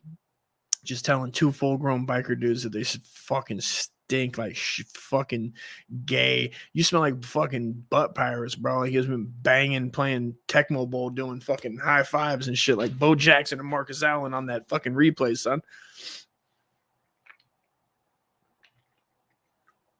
Oh, shit. Rest in peace, both of them, man. They were some torn souls, dude. Rest in peace, mom, man. I hope my brother finds his dad. I'm going to go with him. Help him find his pops. I told him I'd fucking go with him, and we could, we'll zero in on where he's at, and then we'll, because I don't remember anything mean. That was like my only thing. I was like, I don't remember anything mean from the guy, so he must have been all right. I don't remember any abuse or anything bad when you look back at your child, when I'm thinking back. So, there's Nunya. Shout out Nunya, man. Hell yeah. My boy. That's what's up. Yeah, Alex Jones on Coast to Coast. Oh, was he? So he would pop on Coast to Coast. I thought I would. Yeah.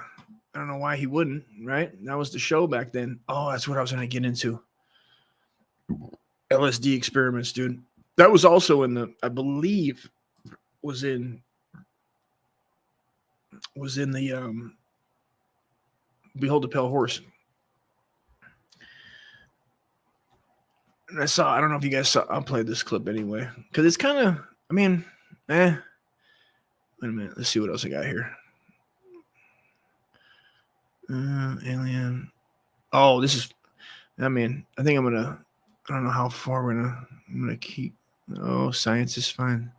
Let's see a scene. This was kind of wild. I don't know if you guys saw this. This fucking, just in. This just in. Let's see if I can. This just in. Days go by. That's not the song. I forget this. How the theme song to this goes. Memories in the corner of my mind. That's not it either.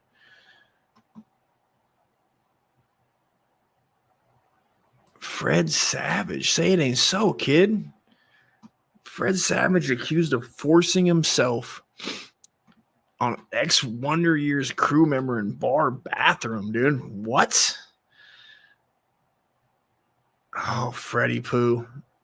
You're just not. You still got some dimples, dude. That was what he was all about, right? That's what girls loved about Freddie when you were a kid. When we were in the 80s, late 80s, 90s, dude. Dude, 12-year-old, all the 12-year-old trim you can handle there, Freddie. Former crew member on the reboot of the Wonder Years. I didn't even know they did. Oh, yeah, I do remember. I vaguely remember that. Has accused Fred Savage of forcing himself on her at a bar one night.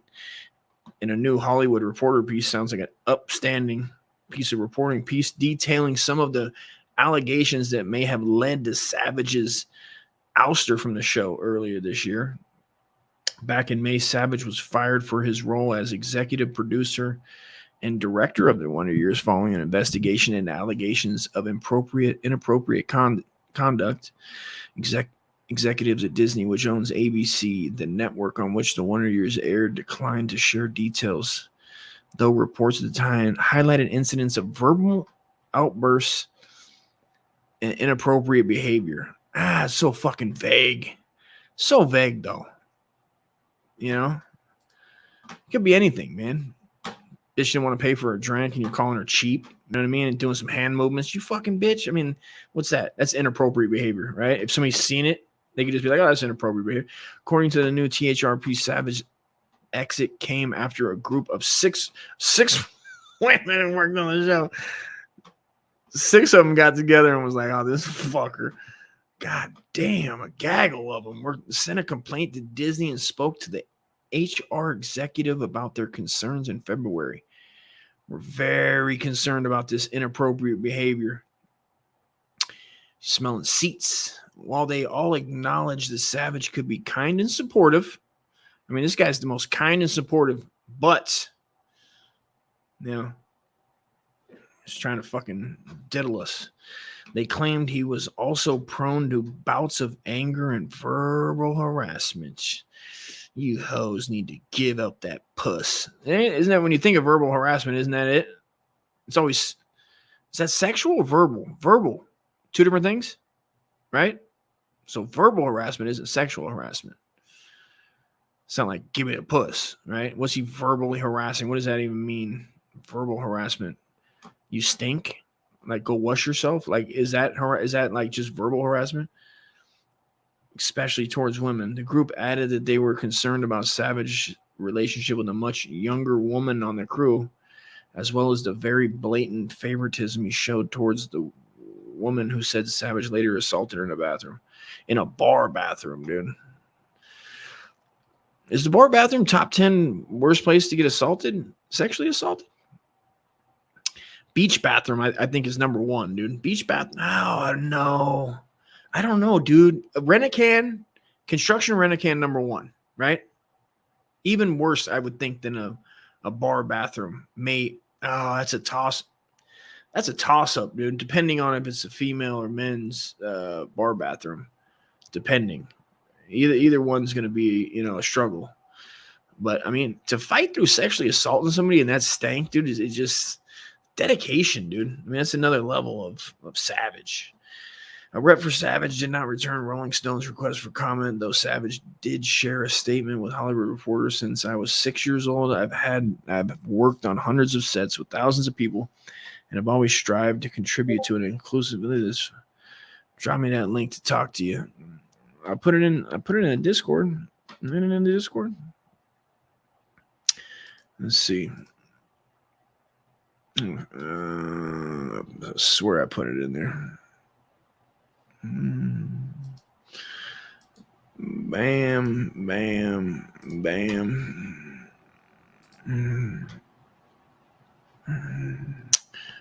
Where is you?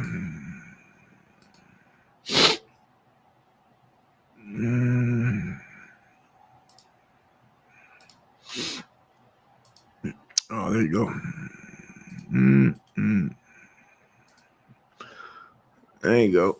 Wes gonna come on good. I gotta take a piss. Take a piss. Anybody else want to come on, man? You can pop on if you're in the Discord. I put the link in the Discord for everybody that's anybody listen. I see there's 2 other folks in there.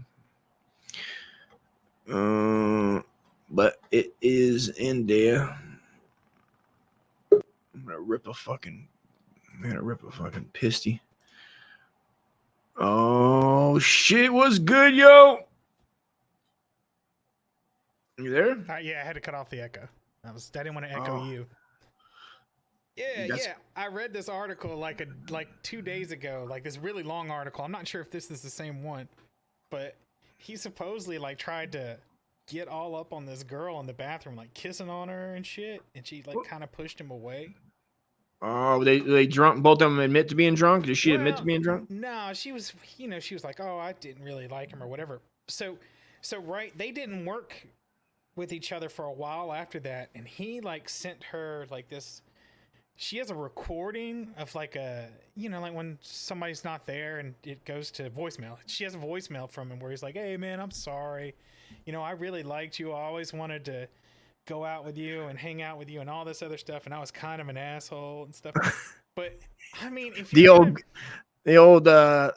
apology where he wakes up guilty and he knows that he did something wrong, you're saying? Yeah, well, I mean, if you get a few drinks and you think somebody likes you, I could see you accidentally like trying to kiss them and then being like, no. And then I would be like, oh shit, sorry. I thought whatever. Right. But In the moment you would apologize. Right. But Fred Savage didn't give up. He wanted that pussy. So Fred Savage is a hungry savage, dude. Savage for snatch. So here's the thing. Besides that one instance where that lady said he kissed up on her, everything else these people talk about is dumb shit. It's people saying he was mean to me at work. Well, fucking, so what? Yeah. That's what it seems like here, yeah. It's exactly what. And then they all have this same thing that they obviously got together and came up with this bullshit. They're like, his eyes would go cold. And I just knew. I swear to God, I guarantee in that item. If you hit Control F and hit find in there, I guarantee it'll say some shit about his eyes. Because all of them kind of came out. And then his eyes just glossed over. He was dead inside or something weird like that.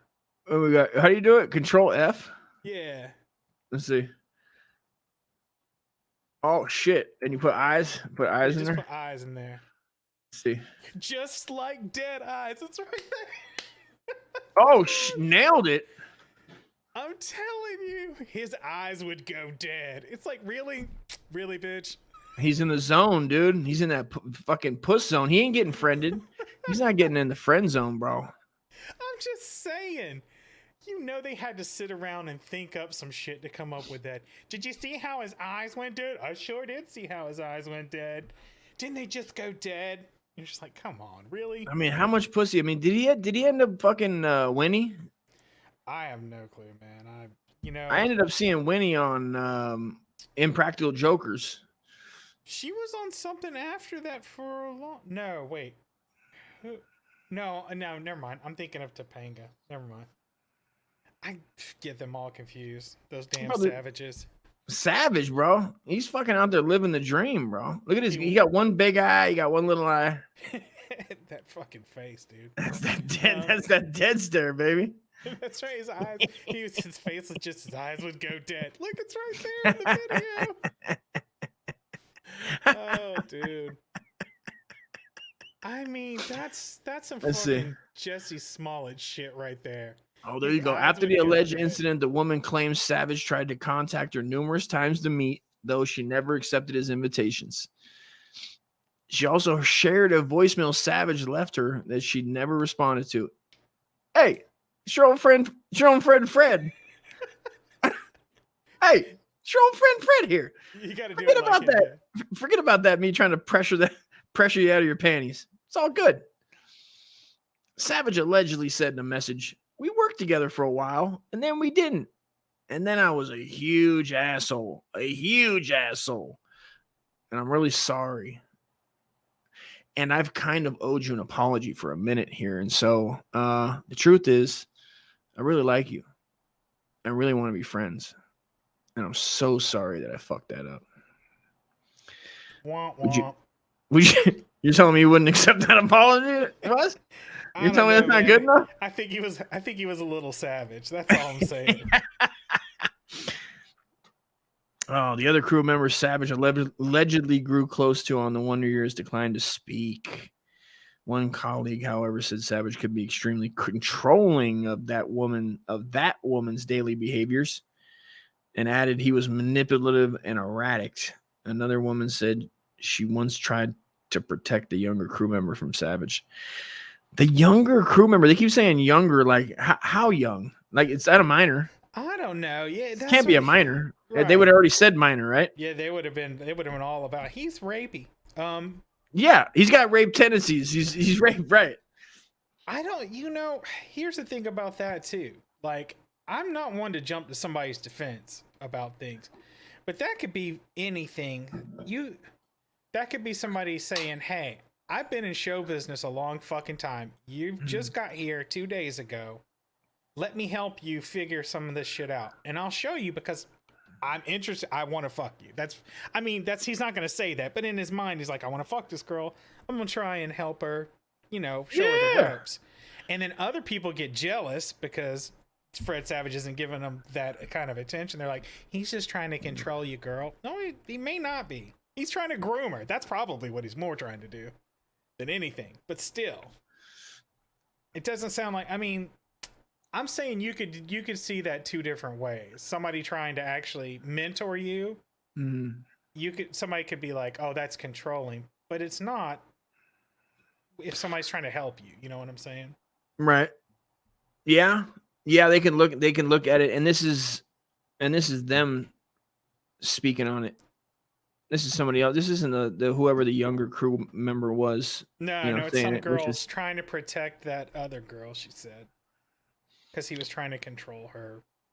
There were also additional claims that the young woman had essentially moved into the house Savage was living in during production. The group of 6 women who reported Savage to Disney said this relationship was one of the main reasons they lodged their complaint. Lodged their complaint. Yeah. Isn't it logged? Is that the right word? It's lodged. No, I know, but should it be logged? No. Should be lodged. Yeah, when you lodge a complaint against somebody. That's just the way the word is used, lodged. It's like when you lodged your fist in somebody's face. Yeah, or like Fred wanted to lodge his meat. Exactly. Into the young, succulent, not old 6 women that are obviously pissed that Fred didn't pick them. But look at how fucked up that one sentence is, that one paragraph is. Go back and reread that for a second. We all felt supported by Fred. We truly thought he supported women. Oh, wait. No, wait. Sorry. That's not where I'm on the wrong paragraph. Sorry. There were additional claims that young women had essentially moved into the house that Savage was living in during production. The group of 6 women who reported Fred Savage to Disney said the relationship was one of the main reasons they lodged their complaint. His relationship with another woman was the main reason 6 women got their panties in a twist. It's Fred Savage, dude. He's been getting pussy since the 80s. Probably Hollywood puss. It's just it's even that whole sentence just doesn't make it. It's like, do you really realize? Yeah, never mind. The fucking wizard, dude. Oh, dude, yeah. The fucking wizard, dude. How about you keep your game glove off her or whatever the fuck? Oh, the power glove, dude. Power glove, he was the face of the power glove, bro. What are you talking about? That was fucking wild. That's some nerd shit right there, because that was the first movie to that was like before Super Mario Brothers 3 came out. They had it in that movie. Before the raccoon hat. Yeah, like the whole thing was the part of that was like the final in that movie was like they got to play Mario 3 or whatever. Oh, such a good time, dude. I don't know what It's a good time. It wasn't a great movie, but it was a good time. No, it wasn't, because I can't even remember. I just remember, I know that it was like a big production at the end. I can't tell you exactly what happened at the end. I forget. It was no Gleaming the Cube. Oh, Gleaming the Cube, dude. Christian Slater, dude, eat your fucking heart out, bro. What about Rad? Oh God, dude. Send me an angel right now. Remember that song? Hold on. I'm not sure if that's the movie I just recently watched. I forget. It wasn't Christy Brinkley. It was another little smoke show that she had her time in the sun. Little heartthrob. Logan, the one who her kids went to prison. Was it? Was that Uncle This is Jesse's? Rad. Yeah, yeah. It was. Was it? Yeah, Rad is. I don't think I've ever What's the seen name? this. This was a BMX movie. Let me see. Yeah, it was a VMX movie. Rad. Oh hell yeah, that is her. She looked good. Is it her? It's Uncle Jesse's girl, right? Yeah. Jesse's girl. Let's see if we can. Yeah. Here we I go. just pulled it up. That's what I'm telling you, man. When you guys are doing shit, y'all should just have me in the background because I'll pull links fast. That's what I'm talking about. Yeah, we need it. Yeah. Hell yeah, bro. You're Dude, fucking Rad in. is cool. I Here mean, we go. that's the story. I watched something recently, dude, that made me laugh. Let's watch so this hard. gem. This gem has to get. This was fucking, dude. I got a kid boner right here, dude. I was about to do BMX tricks, go out on the dirt bike track over to Pat Dolan's house, dude. Let's I go. don't remember. Fucking. I only remember one BMX movie from my whole childhood, and that was the BMX Bandits. And Nicole Oh. Kidman's in that. What was it? BMX Bandits. Oh yeah, we're gonna have to check that out in a second. Is that playing? Yeah, there we go. Yeah. What happened to my eyes? That is not Clark Taylor. Well, Oh, there she goes. I know. There she's she goes. badass. Oh man, she even She's looks. so good looking. Her kids I mean, she's are. pretty, but also old at the same time. Yeah. Because Her kids these are real kids are good supposed. looking, Isn't she too. supposed to be in high school right here? I don't know. I didn't watch it. I've never seen this movie. They're at that. This is fucking high school. I swear this is high school. And this fucking guy. I'm trying to read the comments to see. It's. My ADD is acting up. I'm trying to remember. Yeah. No shit, It's Footloose on BMX bikes. bro. This is next level. You know you want to do that high school dance, dude? What? Oh wow! Look at those pants, dude. Are those leather pants? Look at those moves, dude. They got the bike sitting there, so she's not even riding it. It's like on a big Oh ass. god, yeah, I didn't even realize it was moving. Oh, dude, they're basically having sex on bikes, bro. What the shit is this? This is some serious shit, dude. Oh god, dude. Oh, they got a knockoff. Is that homeboy from fucking Karate Kid or just a No, knockoff? It's just a dude who looks like a guy from Karate Kid. It's like the That guy- character. That dude looks like he's 35 years old. I mean, they all of them got. I mean, because this is supposed to be, I believe, it's high school, dude, or like a summer camp after high school, I believe, maybe. Dude, I'm having a brain fart right now. Who is the Brolin? Never mind, got it. Josh Brolin. Josh Brolin is in this? No, he was in a movie that I Goonies. saw. No, yeah, the Goonies. It wasn't that. He was in this movie about skateboarding. I had never seen it before, and I recently watched it, and it's so bad, but it's horribly good. Oh yeah, anything you watch from. I mean, this would be. We're watching this now, reminiscent, but like to sit home alone or with the, and watch it without. Thrashing. Thrashing? 1986. Josh Brolin was in that movie. Was he in that? Yep. What the fuck, dude? Hold on, I'm gonna pop that on. I had never Thrashing. seen it, I and gotta then see I it. watched it the other day, and dude, Oh shit! I'm trying to think. Is he's this the main character, bro? You can miss a few things. Is it the one where he goes? You watched the whole thing? Did you? Is there a part in there where they go down a water slide Associate delivers and puts away your groceries. with the skateboards? Oh, I don't remember. Like at a water park, a full blown water park. You know what I did? I put it on and I was falling asleep, but I was laughing my ass off. You always have the whole place to yourself. Yeah, here we go. You probably watched the whole fucking movie. Oh no, We're this is not. gonna be the trailer. This is 10 minutes. Yeah, it's the trailer. I ain't gonna watch 10 minutes, but damn. Oh shit! Yeah, Look at it's him. like back in the day building a ramp. You know what's really cool about this, is we actually had one of these. I didn't live in California or anything. I lived in Columbus, Georgia, dude.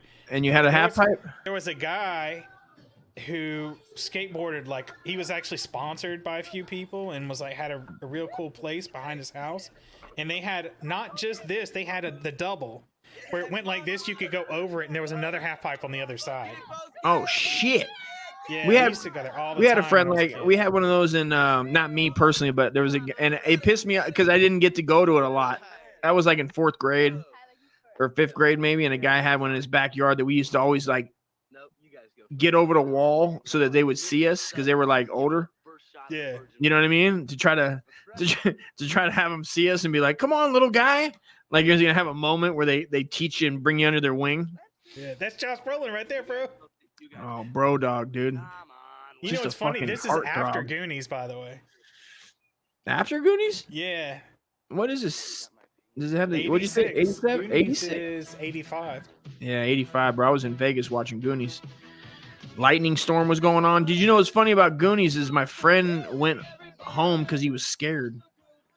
Of Goonies? Oh, the Lightning Storm or Goonies? Goonies. Whoa, really? What was scary about I mean, that's that? how young we were, I guess, is that the ORV chase and like the I remember it was like when they meet the Fratellis and he's like ORV bullet holes and then they're like shaking him down and then you meet Sloth. Yeah. It was like my mom had to leave to take fucking Tony home. And he was like, I gotta go, man. He got to go, dude. Luckily, he lived next door to the movie theater. I didn't have to leave, dude. I got to sit there and fucking enjoy that. Basically, one of the greatest movies of all time. Probably my childhood. I mean, Yeah, at that, Goonies was a good movie. bro, there's not much better. I'm trying to think of any movie that actually like I watched more of when I was younger than probably like Goonies or What did you have? You had Goonies, like Gremlins. Like Gremlins was good, but I didn't watch it a ton. You know, Right. It was a good movie. I'm just thinking of Impact, like ones that were like, because that was next level for like when they started doing like those characters, like doing Muppets, puppets. Yeah. And you started having that type of thing in a movie. So basically, this is just Josh Brolin ripping down some random kids. Yeah, yeah. Well, they're just like they're like a skateboarding. No, they're like some sort of weird skateboarding sort of gang thing, kind of. Okay. Oh shit. Oh, What's yeah, up? yeah. No, What's wait, good? wait. That's right. There's Oh shit. Which Okay. They're just hold out on. scheming for some. When scheming for some they little when they sex. get on their faces, if they get up there, it's not I'm them. classy, I swear. I know him. Brolin's hanging out. Brolin's like fucking 30. There's a Bro, is that a fucking Ford Fiesta? there's a girl in here Sure as shit looks like a Ford Fiesta. that is I had one of those. My mom gave it to me, and then I fucking got it. Stole some chicken, and the door got ripped off, and the guy next door, this tweaker guy, had to fucking weld the door shut, so I had to get in like Dukes of Hazzard. It's fucking ridiculous, dude. Oh, here we go. You don't want it with them, West, see, dude. this is what it is, man. You don't want it, West, dude. You see those guys coming, dude. You're gonna I'm like, I'm out of here. That Mario Van Peebles wannabe up front. That's Is not that Mario. Pete? No, but it's just Knock he looks off. like him. When they hired him, they were like, "Get us a fucking Mario Peebles type." You know who that guy is? He is the guy in Weird Science. He's in the mall with what's his name? The junior who plays Iron Man. I can't remember his name right this second. Robert Downey? Robert Downey Jr. So in Weird Science, you know, they're like they're not jocks, they're just assholes. But it's Robert Downey Jr. And that guy. I know what you're saying. I know what you're saying. I don't remember. I remember this. I know. I remember what you're talking about. I don't remember any lines though. He doesn't really say anything through the whole movie. Not that. Dude, look at those mean gloves, dude. You got vest over tank top. So what? He smells. You're dealing with heavy skate culture, bro. Say it. Yeah, well, I knew him when he was Ralph, and he lived in the valley, man. It was Monk. And And did you have a layover? Did you have a skater cut? I'm sure I did. Oh shit! Look at hell yeah, I dude. kind of had a shitty version of Bro. that Tony Hawk cut. Oh, that's a VW. That's not a fucking Ford. That's some other kind of. It's probably a look at that. Rabbit or Bro, a Jetta. you wanted to be in a fucking skate gang so bad with a cool jean jacket, with a punk rocker background, dude. What? Fuck yeah! Look at this guy doing an endo. A little fucking. Come on, dude. Nollie, a nollie. Was it a nollie? What do you call it? I don't even know what you fucking call it. Nollie is a nose ollie, so I don't know. Oh, I that's don't know right. what you call that. I forget. I think you call it a fronty, a break your teeth out, a break your teeth outer. No, if you do it on a motorcycle, it's called a stoppie. Maybe it's stoppie? called a stoppie on that too. It's that guy. Oh shit, Jax V13, dude. Team Pain. Give me some paint. You don't want it, dude. Wait, no, he's like, give me some paint, bro. Oh, cold-blooded. This is like breaking on. Yeah, boys, come on. Let's go. Shit's hilarious, man. Okay. So, you know what? There is a movie I watch more than this. It's actually, to this day, one of my top 3 favorite movies of all time. And it has to do with sort of the time in my life, not that it arrived, but it also has to do with the fact that it has really good dialogue. This is before Kevin Smith movies came out. You know, Kevin Smith movies are really good about dialogue. I like Kevin Smith. I like his movies. Yeah. Clerks. So, yeah. Clerks has amazing dialogue. If you go through and actually listen to the funny shit they say to each other, and they're always talking, so it has really good dialogue. And one of my movie is a movie called Real Genius. Oh shit! Is that with Kevin Bacon? No, it's with Val Kilmer. Val Kilmer. I fucking knew it, dude. He goes to college, right? Well, Val Kilmer's already at the college. It's this other dude that goes to the college. Right, and I forget what is the. Yeah, dude, I love this movie. I know almost every line in this movie. You son of! I don't know why. I think I had this on VHS not too long ago. I might have bought it I think I got it at a dollar store. As soon as you graduate, this job will be waiting for you, Chris. Great. We have a complete physical plant right over here. You have a jacuzzi? Absolutely. Good. And the labs and offices are right over this way. Bro, right away you're dealing with toxic waste. Yeah. This was the era of. No, you don't do that, dude. You don't put I heart toxic waste, dude. Well, he's a genius, and they want him, so you know. Guys, I want you to meet Chris Knight. Chris, this is my assistant, Sherry Nugel. And this is Mike Dodd. Dr. Dodd. The one who just designed our brand new telecom satellite. An honor to meet you, sir. I heard it's crashing down over the Atlantic right now. Isn't that the satellite that's raining debris all over Europe? Shit like that. Yeah. Because it's not weird anywhere else. It shakes. I'm sorry. It's just that I didn't want you guys to think I was stuffed. This shit don't hold up, dude. What the fuck? Come on now. Pardon me? I'm sorry. It's just an infantile response to authority. Yes, you are Chris Knight, aren't you? I hope so. I'm wearing his underwear. It's a joke. I get it. Funny. Oh, come on. Well, Val. You guys had fun yourselves. This is Val's first movie? Isn't that right, Mike? No, I don't think so. Chris, Sherry's going to show you around the place. You can ask her any questions you might have about fringe benefits. I don't know about this. I mean, I vaguely. Isn't it an alien, dude? Sherry? No. There's no aliens. You sure? If the roommate isn't an alien? Yeah, Someday I hope his roommate's fine. I swear his roommate's an alien, right? No, there's no aliens in this at all. Thank you. No aliens. How'd I come off? Too stuffy? Well, you certainly don't act like one of the top 10 minds of America. Really? How And many I've of them slept have you with like 7 of them. Shit, you whore. You dirty whore. Professor Hostetler at MIT was number 6. Professor Hostetler? Isn't he dead? He is now. Oh shit! You know what's coming. You take them pants off, boy, because I'm fitting to ride you. Well, that's like her thing. She like fucks all those smartest people in the. Oh, that's his room. That's his roommate. What's this? This guy's in a lot of.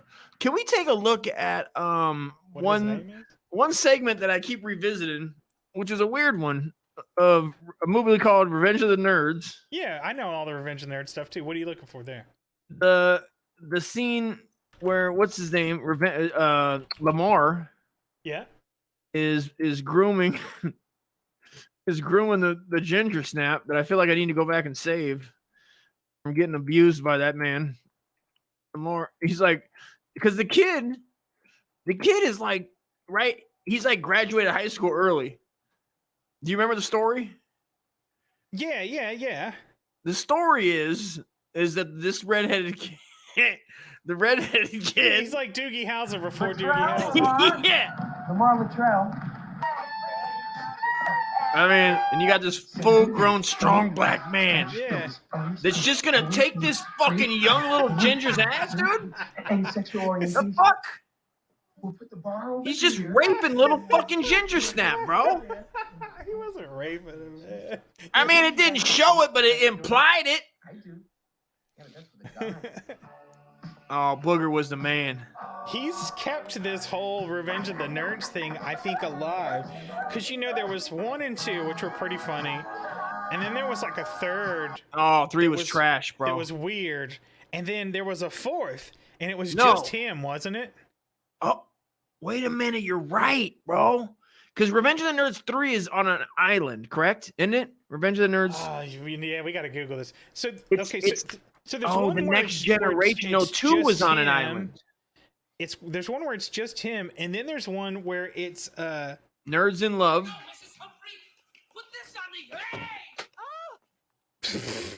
and then there's one where he's in a hotel, right? Like he comes across like Mr. Miyagi, or like some what is it? That's in like the second one. Is it? Oh, that is the second one? Yeah. Oh, tripping. The one where they're hawking loogies. That guy right there. Snotty, master of slubs. Which is Lo Pan. Yeah, he was like in every fucking kung fu movie. 2 girls with green eyes?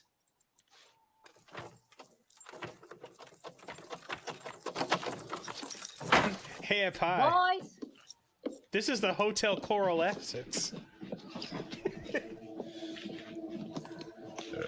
This is the shit like I spent my childhood on, is remembering dumb shit from movies that I'll never be useful except talking to you. Oh, that's quality entertainment, dude. No, I'm glad you've given my life purpose. Hey, fucking man. I didn't know my camera wasn't on. I'm rocking the Aussie hat tonight, man. This is I cut the grass hat. Okay. You got the Yeah, was there a Booger? That's him. He's Booger. No. Was there a Booger movie where it was just? Oh, yeah. I think it was that one you were just looking at, the 4th one. It's like him getting. It's all about getting to his wedding or some shit like that. Revenge of the. It was the Love in Love, right? Or what was it called? Booger. I don't know. Let's see here. There you go. Let's see. It was called Revenge of the Nerds Love. I was just fucking there.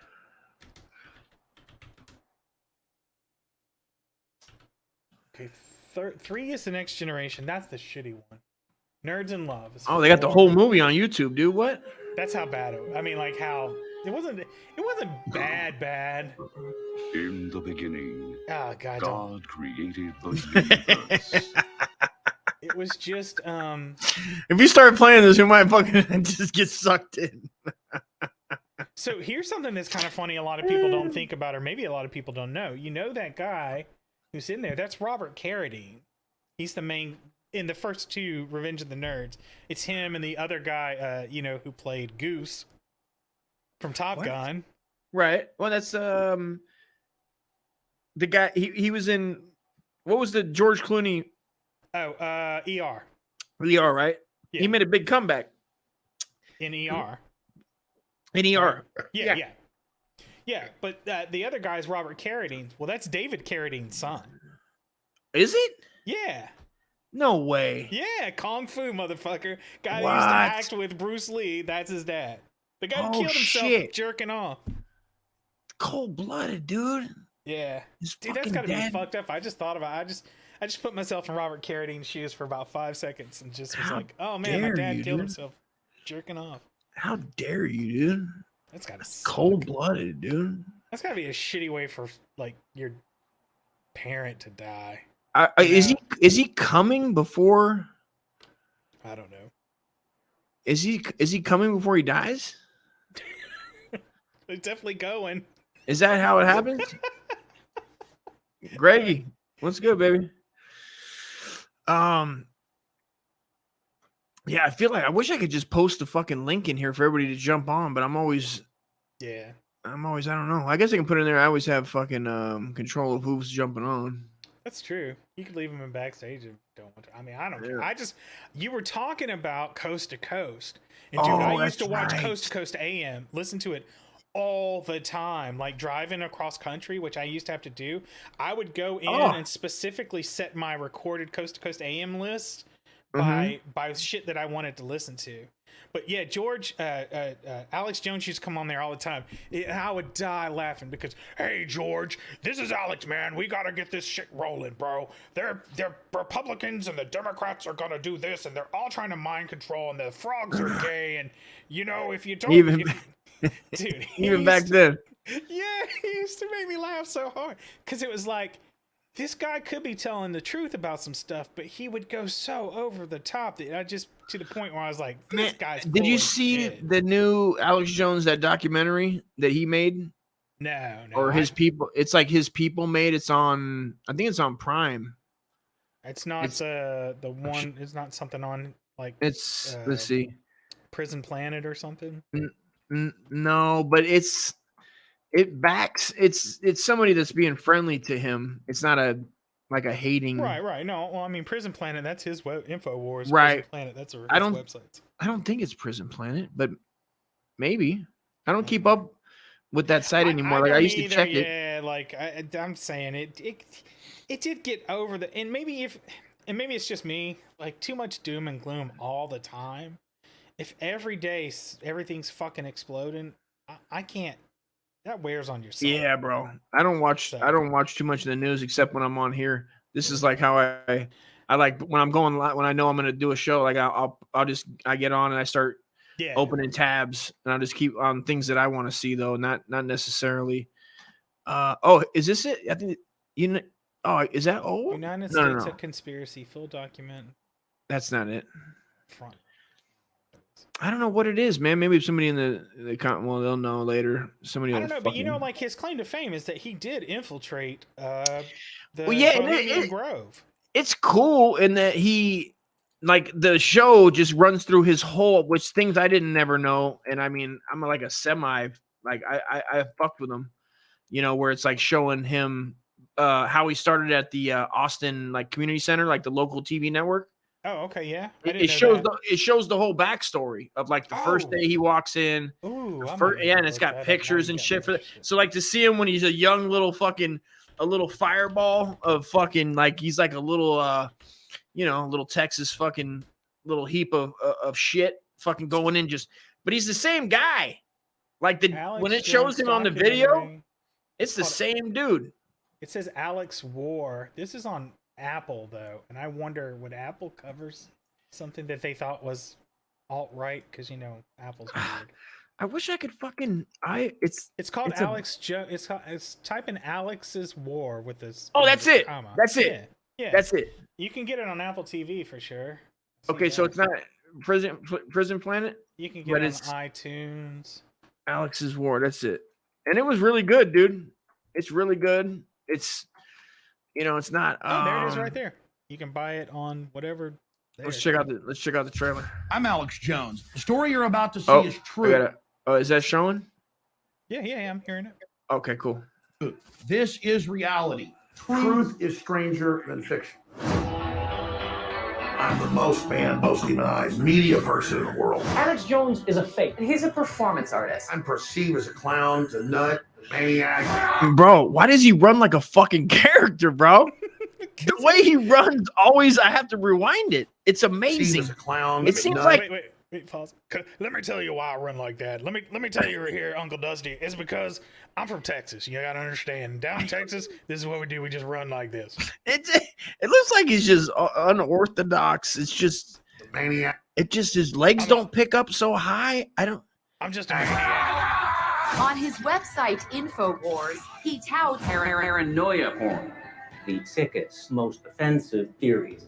Alex Jones claims that. There we go. The young buck. Oh yeah, look at that, bro. And then when hopefully they do a throwback to when he's coming into the Austin Community Center, and this is what we got going on, brother. I'm telling you, God damn it, the NWO 1776 will commence. You cocksuckers.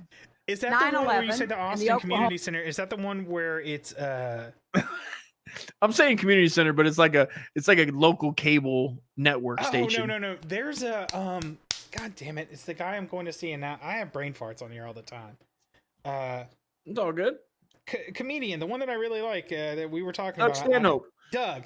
There's a Doug Stanhope where he's there doing his, he's on stage doing it, and Alex comes up and he lets him take the mic and talk like for a couple times, and then he gets into it with somebody in the audience.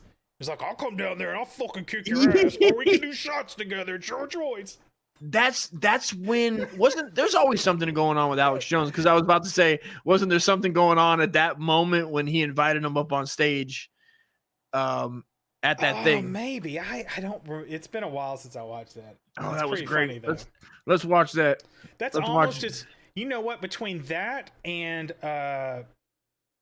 Bill Burr's, just where he goes off, he's like, "Fuck you guys, fuck you, fucking pussies," and all that shit. Those are like some of the best. I think this is it. Yeah. That's it. It's pretty long though. We'll get up to just where he invites him on for a little bit. Because he starts arguing with somebody in the crowd for sure. Yeah. And then Doug has to come back out. Right. And he's tell him to chill the fuck out. This is a comedy show, bro. Yeah. Well, he tells him that's my boy, which is respect for that. Because I've seen a lot of people like go into different worlds and they act like, and the fans are acting like cunts. Where it's like, that's your friend, bro. Like I seen that with like Necro, the hip hop guy, like the heavy metal guys that would have him on tour back in the late 90s and early 2000s. They would invite him on tour. He's on tour with you. So it's like, that's your boy. Like you should show him, like not throw shit on the stage. You don't have to fucking get happy if you don't like the fucking thing, but don't be, you know what I mean? Don't be a cunt. Don't be a cunt. Exactly. That's all. Don't be a cunt. Yeah, no, you'll be asking why. Oh, here we go. That's a coward. Oh yeah, classic AJ. What I called you, Bruiser. That's what I called you. Bam! Look at you. Want to get down like that, boy? I'll tell you what. Bam! He's a fucking. This guy's. I gotta rip a piss, bro. I'm gonna let this play for a sec. I gotta rip a piss. Give me 1 minute. You got anywhere to go? Go. Hold. Stand by. Kansas. You're not in Kansas anymore. I forgot where I was at when he interrupted me. As I was closing down. As I was completing my bombardment of the gray matter. What was it? Yeah, was that what I was talking about? All right. What? What were you talking about? What did I call you? I called you a big fucking pussy. That's what I called you, Bruiser. Bam! Bam! You're a big badass. You don't want to hear the truth because you're a little coward. You can't handle the truth. You don't want to hear about 50 million people. You want to sit there. Hey, I'll be sitting right there when you're done, boy. That's right, you little weasel. I called you a little punk. Yeah. Yeah. You little punk. Oh, shit. I skipped it. God damn it. We got to hear it. That shit's hilarious, man. What you fitting to do, you little weasel? I'm fitting to bam. He's like, I'll be sitting right there, buddy. I ain't going nowhere. Okay, let's hear when Doug has to come back out. I feel like Doug starts like talking a little bit, and some bitch in the back gets into him, and he gets into like a really long discourse with her. Oh yeah, it is. It's like a fucking, chill the fuck out, and he starts going. Yeah, he does go into it. God damn, it's like fucking 3 minutes. It's a while. He sits there and talks. It's 30. This whole thing is 30 minutes. It'll be on video. Yeah.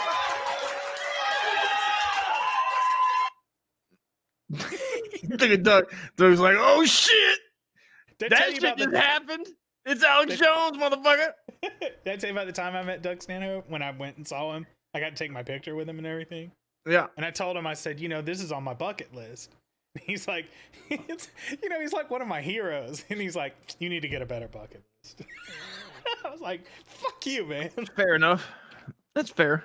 It's like, I wanted to meet Doug Stanhope. I want to drink a beer with, fucking, God damn it. You know who I want to drink? You know who I want to drink a beer with? Who? Jackie Flannery. Who that? Gary Oldman's character in State of Grace that's dead. He gets killed by his own brother, Frankie. State of Graces?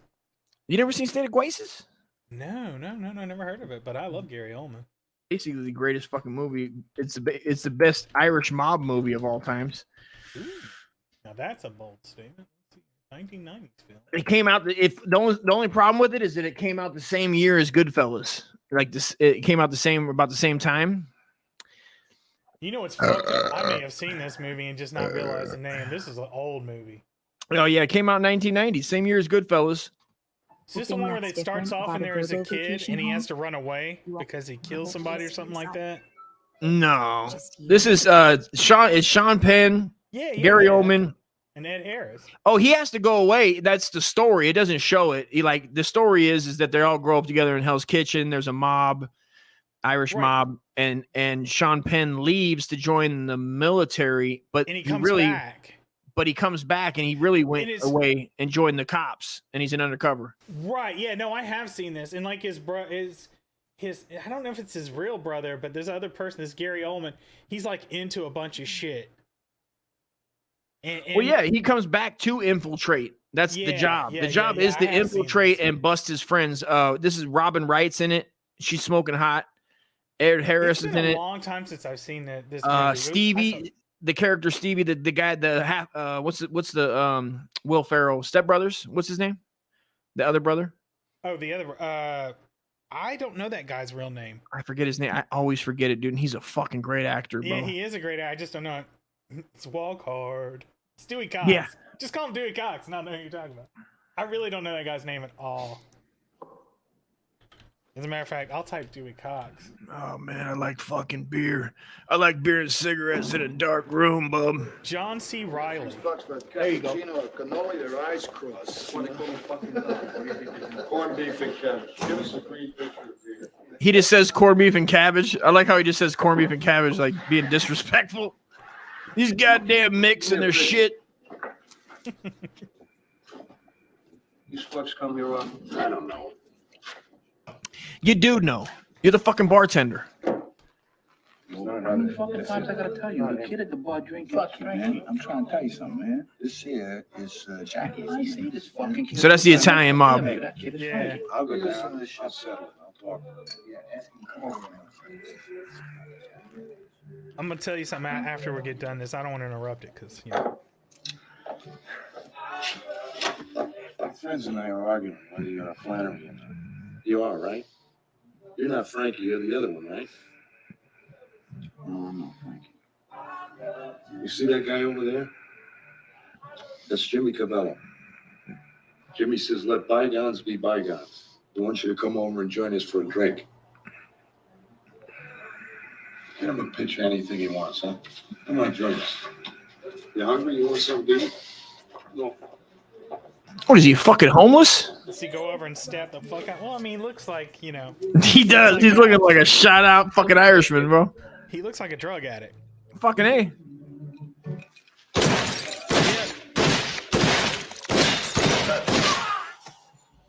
Yeah, get the fuck out of my boat. I like the Irish ones. Because they're not more connected. They're just crazy. Yeah. So if you like that, go ahead and hit pause real quick because I don't want to. I want you to hear this. There was a television show that was one of the best fucking television shows. Black Donnelly's? Yes. Oh, phenomenal, bro. They didn't finish. They didn't even finish, I think, the first season. I And know. Me and like a dude at work, we would watch it every week and talk about how great that show was. Fucking great, dude. Great storyline. I know, it was so interesting. It was like Streets with the politics too, with the family aspect. And it had, matter of fact, the mom. Their mom is I don't who's even the remember mom? who was in that show. That's how long it's been. Let's see. The mom is she in this? She's not in this. She's the old lady. Did you ever see the horror Olivia movie? Wilde? No, that was his sister, wasn't it? Let's look that up, man. While we're here, let's look That's up. I already pulled it up. That's what I was saying, but I don't know who is who.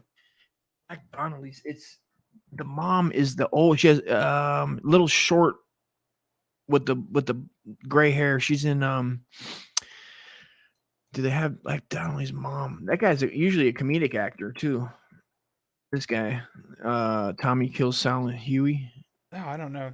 I don't recognize him. Now, the Donnelly brothers were always together. There's Kevin, Tommy, Jimmy, and Sean. Jimmy won the bar in a crap game. It came with rotting floors and a gigantic tax lien. Kevin believed he was lucky. The fact that he never won a bet somehow never dissuaded him of this notion. Sean was still the baby. Everybody loved Sean, which is why his brothers never let their girlfriends anywhere near him. Oh, Sean was the baby. Yeah. And he had a fat cock. He liked jamming in random women on the street. Hey, what the hell are you doing? Are you guys like seeing each other? Because I didn't know. Now, Tommy had a knack for two things: drawing and getting his brothers out of trouble. The Irish always were fighting around funerals, dude. I know. There's just no respect for the dead. These you know goddamn dirty mix, bro. That's like what was that fucking show that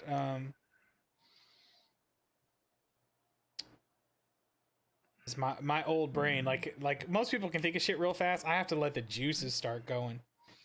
Well, fucking start drinking, dude. That's you know what that is? That's because you don't have any alcohol in between those thoughts. I should be drinking.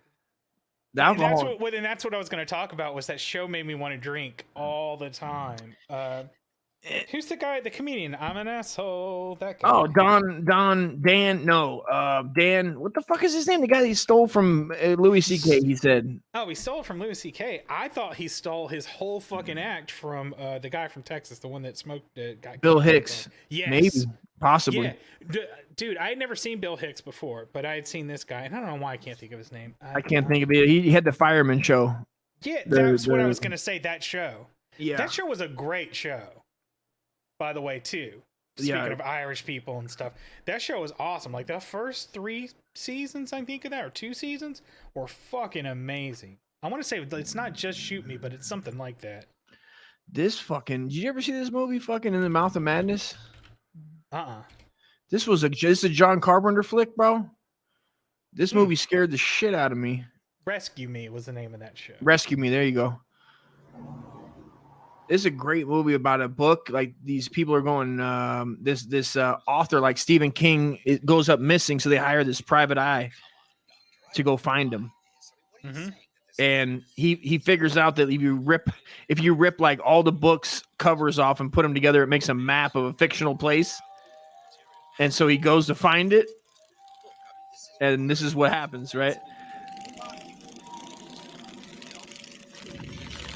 So they haven't made it to the town yet. They're on the way to this town. Supposedly, it's like this fictional town where they think he's at for whatever reason.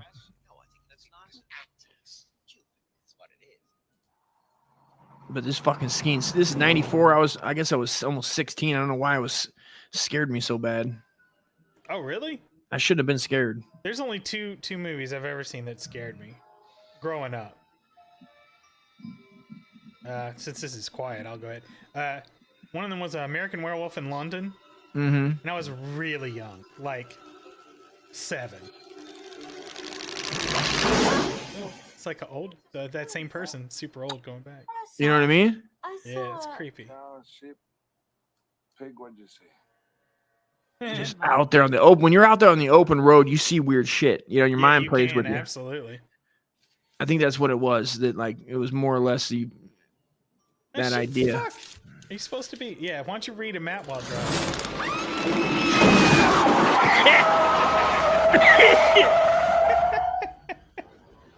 I'll eat your soul. That looks like the person from fucking Evil Dead, dude. Oh, sure as shit. It sure does, huh? Yeah, it does. And watch it be the young person when she gets up there. I don't know. Just don't move. Look at a Why don't you hit me? Yeah, see, it's the young person. Oh, no, it's the old person. You won't let me out. He won't let me out. Yeah. He won't let me out. He won't let me out. The other movie was The Exorcist. Oh, cold Dude, blooded. that scared the fuck out of me, and I was old when I saw that. I was like, bro, I had to go home because of 11? the fucking Exorcist, man. I think I was like 11 or something. That movie scared the shit out of me. The and of course, what scene is the worst? Dude, it just the whole thing. Like I don't even remember how far I made it in the movie. It just Come on, I dude. literally I hid behind the couch. You know what scene? I don't know any. I remember seeing parts of it, but to this day I've never watched the movie. This is the scene where little old Dusty and 8-year-old, 9-year-old Dusty got to go home.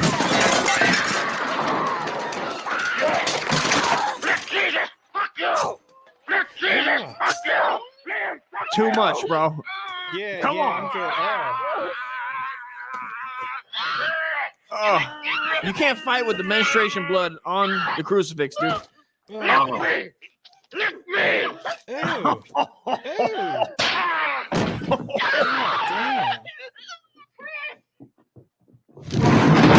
Oh, hell no.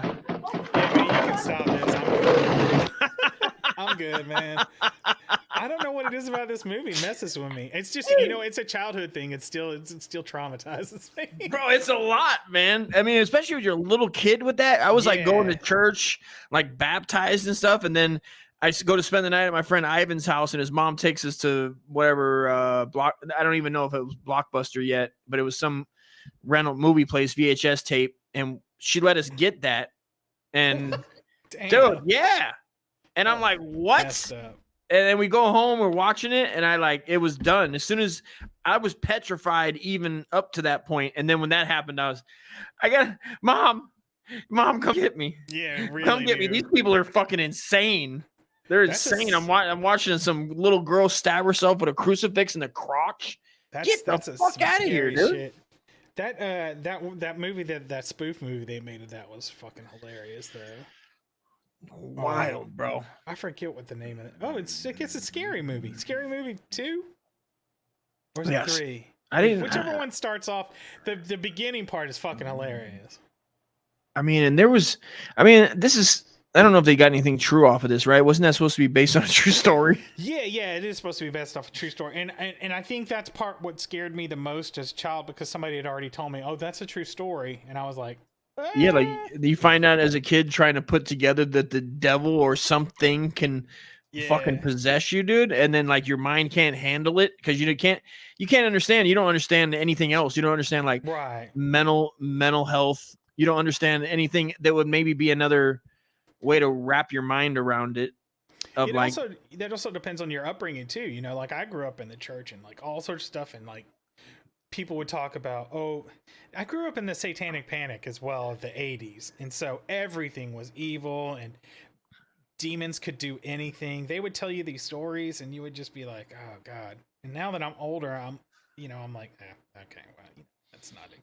A lot of times, a lot of stuff is exaggerated, but this was based off some sort of true story, which obviously has been embellished. But one of the funny things was this like Amityville Horror. I watched that when I was young. And it didn't scare me at all. And then somebody told me it was a true story as an adult, and I was like, "Oh man, that probably would have scared me a lot more if I'd known that when I was younger." Yeah, then they had that, and then you remember that Jaws was also in that town, like right? It was supposed to be Amityville Beach. Oh, was it? I didn't know that. Right? No, I didn't know that. I believe. Yeah, it was Jaws. I believe it was Amityville. Anyway, I want to go on the record. Dennis Leary stole his whole fucking act from what's his name? From Bill Hicks? From Bill Hicks, yeah. I had never seen Simply Bill Spiked Hicks. Lemonade. And when first time I saw Bill Hicks recording him, I'm like, he stole his shit from Dennis Leary. And it turns out I did some research into it, and Dennis Leary actually used to go on the road with him and stole his shit. And I was like, because their act is almost traitor, dude. Fucking traitor, bro. Yeah, I was like, oh man, that made me lose so much respect for Dennis Leary. Low down, dirty dog, bro. Yeah, that's fucked. But your favorite lemonade brand, now Spiked. Funny as shit on MTV though. It would be in between the videos. I mean, yeah, he's a funny guy. Don't get me wrong. I mean, like, I didn't know, and it was fucking hilarious. It's just, it's sad now. Yeah, if you're stealing, I mean, that's wrong. Have they ever confronted him on it? Has anybody ever said that that's Bill just Hicks? Me. I guarantee. I think that's. Oh, Dennis Leary stole Bill Hicks. Bill Hicks. Oh shit! Yeah, third thing down. Let's see. Oh, here we go. Let's do it. How long is it? That's 20 minutes. We'll do like 10 or 5. It's your show. You do whatever you want, man. What the Are they doing a whole? They're just gonna be like, yeah, look, here's a comparison. Yeah, I think they're doing a whole. There you go. Just back up a little bit. Yeah, let's do a. The fact that we live in a world where John Lennon was murdered, yet Barry Manilow continues to put out hours. Oh yeah. Oh, that's a joke that Dennis Leary does about how they couldn't get John Bon Jovi on a fucking helicopter.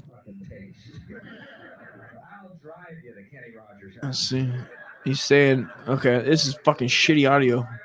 Well, yeah, it's Bill Hicks, like back in the day, dude. Look It's at not how- like it's not like he made a ton of specials. Yeah, you had Louis C.K. trashes Dennis Leary for being a joke deep on Opie and Anthony. I heard that.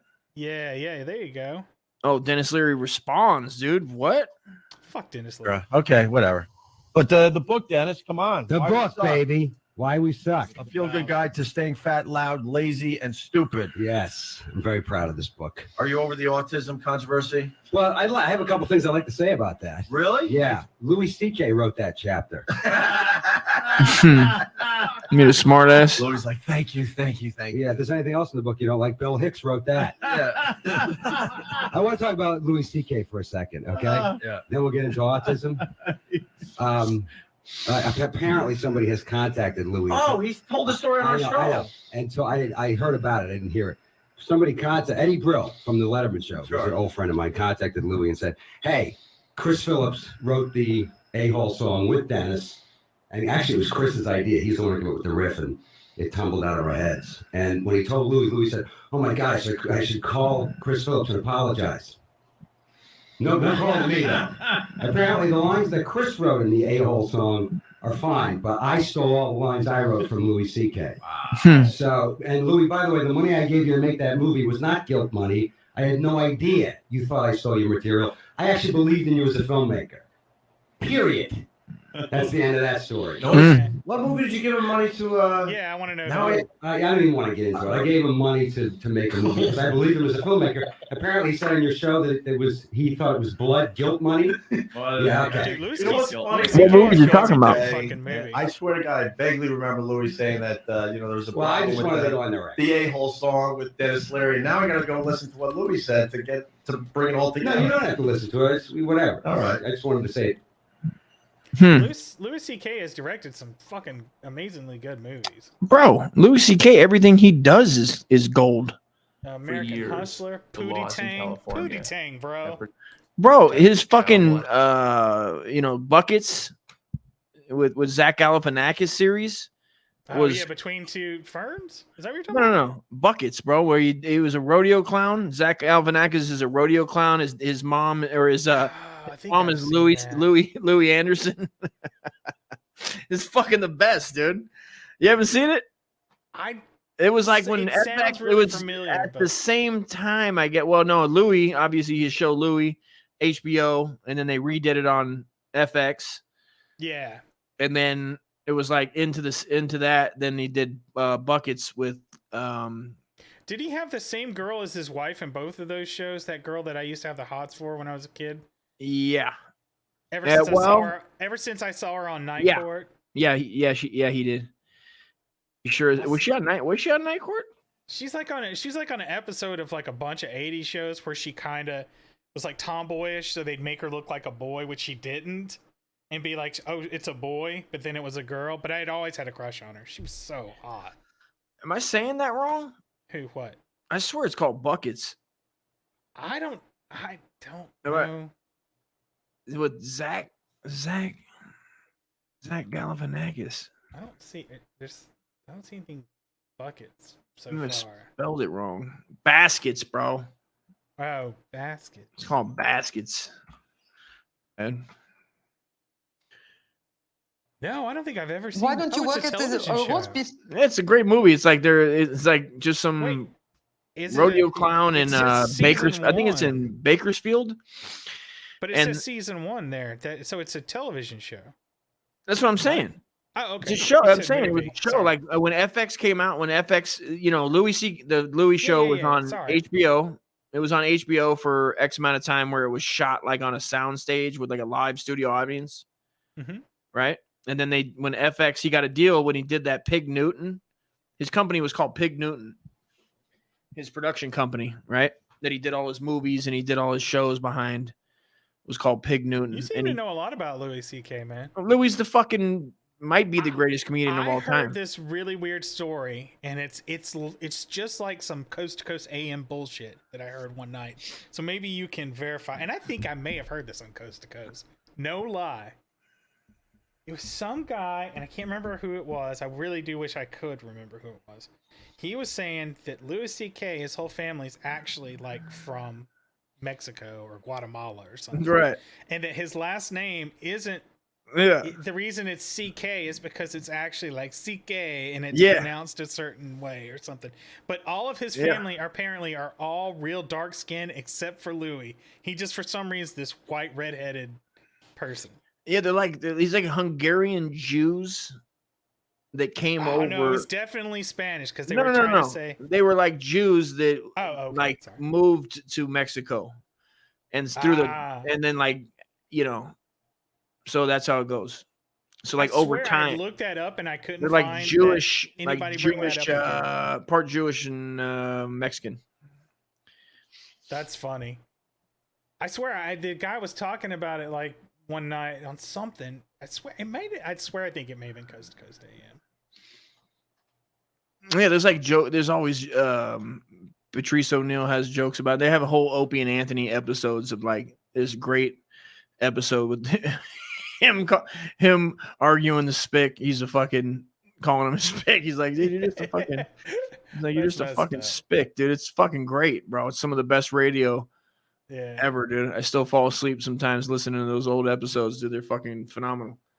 You know who there's certain things that I like to listen to when I'm falling asleep, and I do, dude. If somebody went and looked through like my Netflix account, they would call the police. They would be like, dude, this guy he listens to like the same 6 comedians every night, one of the same 6 stand-ups. And the thing is, it's like I know the jokes, so I'm not really laughing. I don't have to pay attention, but there's a lot of. That's what I do, dude. Like when I want to fall asleep, I'll put on like Norm Macdonald's stand up. It's like the rhythm. Yeah. Well, and especially like I can't fall asleep to Bill Burr. I can't. He's always like popping too much. Yeah. Like he's like that. Yeah. But Norm Macdonald or who's the other guy I really like? He's a clean guy, but not the white guy. Not the really, really white guy. Regan? Brian Regan? No, I need to really check out some of his stuff. It's a few things that I saw. I didn't really chomp on it, but I listen to Norm Live or old the old ones with dude, I always like Tom Green's on there. Fucking are you talking about like the old ones where you have to go like down? You'd have to like you got to go to like an archive. Website? It's an internet archive, dude. Those are the best. They took them off for whatever reason. They took a lot of them off YouTube, which is fine because I like it on there because after you open it, you can close it and then you can listen to it just on audio and turn off your phone light. Yeah. And you can fall asleep. And like the same thing, dude. I've listened to like many of those episodes probably fucking 10 times each. That's just where so funny. I'm not really even like you said, the jokes. I already know. You already know the dialogue, but it's more the cadence, the rhythm. That like kind of rocks you to sleep. I like that for sure. Fucking Super Dave Osborne. I forgot about that guy, and that was like the first episode of that, and I think it may have been the first episode of the show he had too. It was, Super Dave, fucking going when he used to do wild. On Showtime. I swear to God, he used to either come on before or after not Larry Sanders, Gary Shandling. Oh, this is the Gary Shandling show. How do you like it so far? Gary called me up and asked if I would write his theme song. What do I want? I'm almost to the part I want where we to can know start to myself. whistle. You remember that? Yeah, I remember the Gary. BetterHelp. Shit's It's awesome. online therapy. That chick's name is Pamela Adlon, by the way. Just shout out to her because she was Who is it? one of my childhood crushes. I missed it. The black girl, the black girl that was just on there on the commercial. No. That's the girl that plays Louis' wife in like 2 shows. Yeah, she has what's her name vibes. What's that? What's that? The lesbian broad from the 90s, early 90s. What was her name? The comedian. Dude. It was like one lesbian back then. Fuck. It's like one lesbian back, like one. Yeah, hold on. Sandra Byrne. No, I'm sorry. There was 2. There was two. Yeah. Sandra Bernhardt, and then Bernhardt. Yeah. the little shorter. There was a short girl, and she was always on. Like she made her rounds. MTV. What the fuck is her name? God damn it! Jesus. Now you're gonna make me fucking search this shit. And the funny thing is, I'm guarantee I know who you're talking about, but without anything, just being lesbian isn't enough for Ridiculous. me to remember. I have to fucking. It's gonna be stuck in my fucking head. Because Chow was on there. I don't know. Lesbian, short. That's Eddie, isn't it? Short woman, fucking MTV maybe. Oh, what the fuck did I just hit? They were on MTV. I think so. MTV, lesbian, 90s, fucking short. Fucking lesbian 90s. What the fuck is her name? I don't know, man. You gotta click here, see if I can. Miss Swan? Is Miss Swan a lesbian? I didn't know that. These ladies, they just fucking YouTube. You know who I'm talking about. Yeah. You're in YouTube. You're not Googling, bro. Let's see. Oh yeah, I probably should be. Hold on. Let's see here. 90s lesbian. She's like a fucking. You're not talking about Ellen, are you? No, bro. Okay. She's like a little short fucking. Mod comes to mind. A little mod girl. 33 lesbian comedians to make you laugh. Let's see. I don't even know why I'm saying she's a lesbian. Gatsby, so. I don't even know why I'm saying I'm just guessing she's a lesbian, I guess. You don't even know if she's a lesbian. I don't know. She looks like a lesbian. It's Margaret Cho, but that's who I was looks saying. Looks like a dyke, I guess. You put looks like a dyke. I don't even know if she's a dyke. I mean, she's funny as hell. She's awesome. She's sexy too. Tell me, do you know any of her jokes? If you tell me one of her jokes, I might actually know. Do I know one of her fucking jokes? I don't know one of her fucking jokes. Well, dude, description of short lesbian ain't working for me. So yeah, it ain't, man. We're gonna have to Ellen DeGeneres. God damn it, dude. You're not talking about Tig, right? No, she was on Legion of Skanks not too long ago. They gave her a shout out in the background. She showed up, and I was like, no way, because I hadn't heard from her in a long time. I hadn't seen her on anything. What the fuck is it? Oh, Garoppolo. Janine Garofalo. There she's you not go. Gay. Is she not? Nah, she's not gay. Yeah, that's why I almost said Janine Garofalo until you were like, she's gay, and I was like, oh, that's not Janine. She's not. Oh, she ain't gay, huh? She does look like a. Yeah, I give you that. I think she didn't. She looks like a. She was hot. She's kind of rough looking now. Is she rough now? Let's take a look. See how bad this fucking little situation's doing. Today, this is what you're. I mean, what is she? Got to be 60, right? Let's see. I'm 45. I don't think she's much older than me.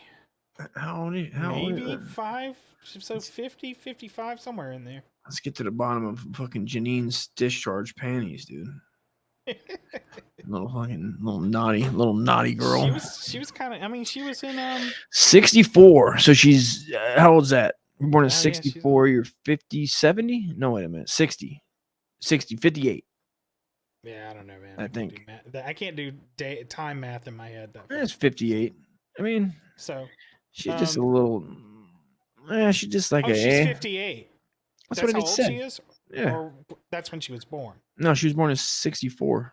Okay. I thought you were saying she is 64, born in 58. And I was like, wait, that isn't. But still. Yeah. Okay. So yeah, dude, she's not much older than me. I was just wrong on a lot of accounts here, dude. She has a daughter. Does she have a daughter? The mother.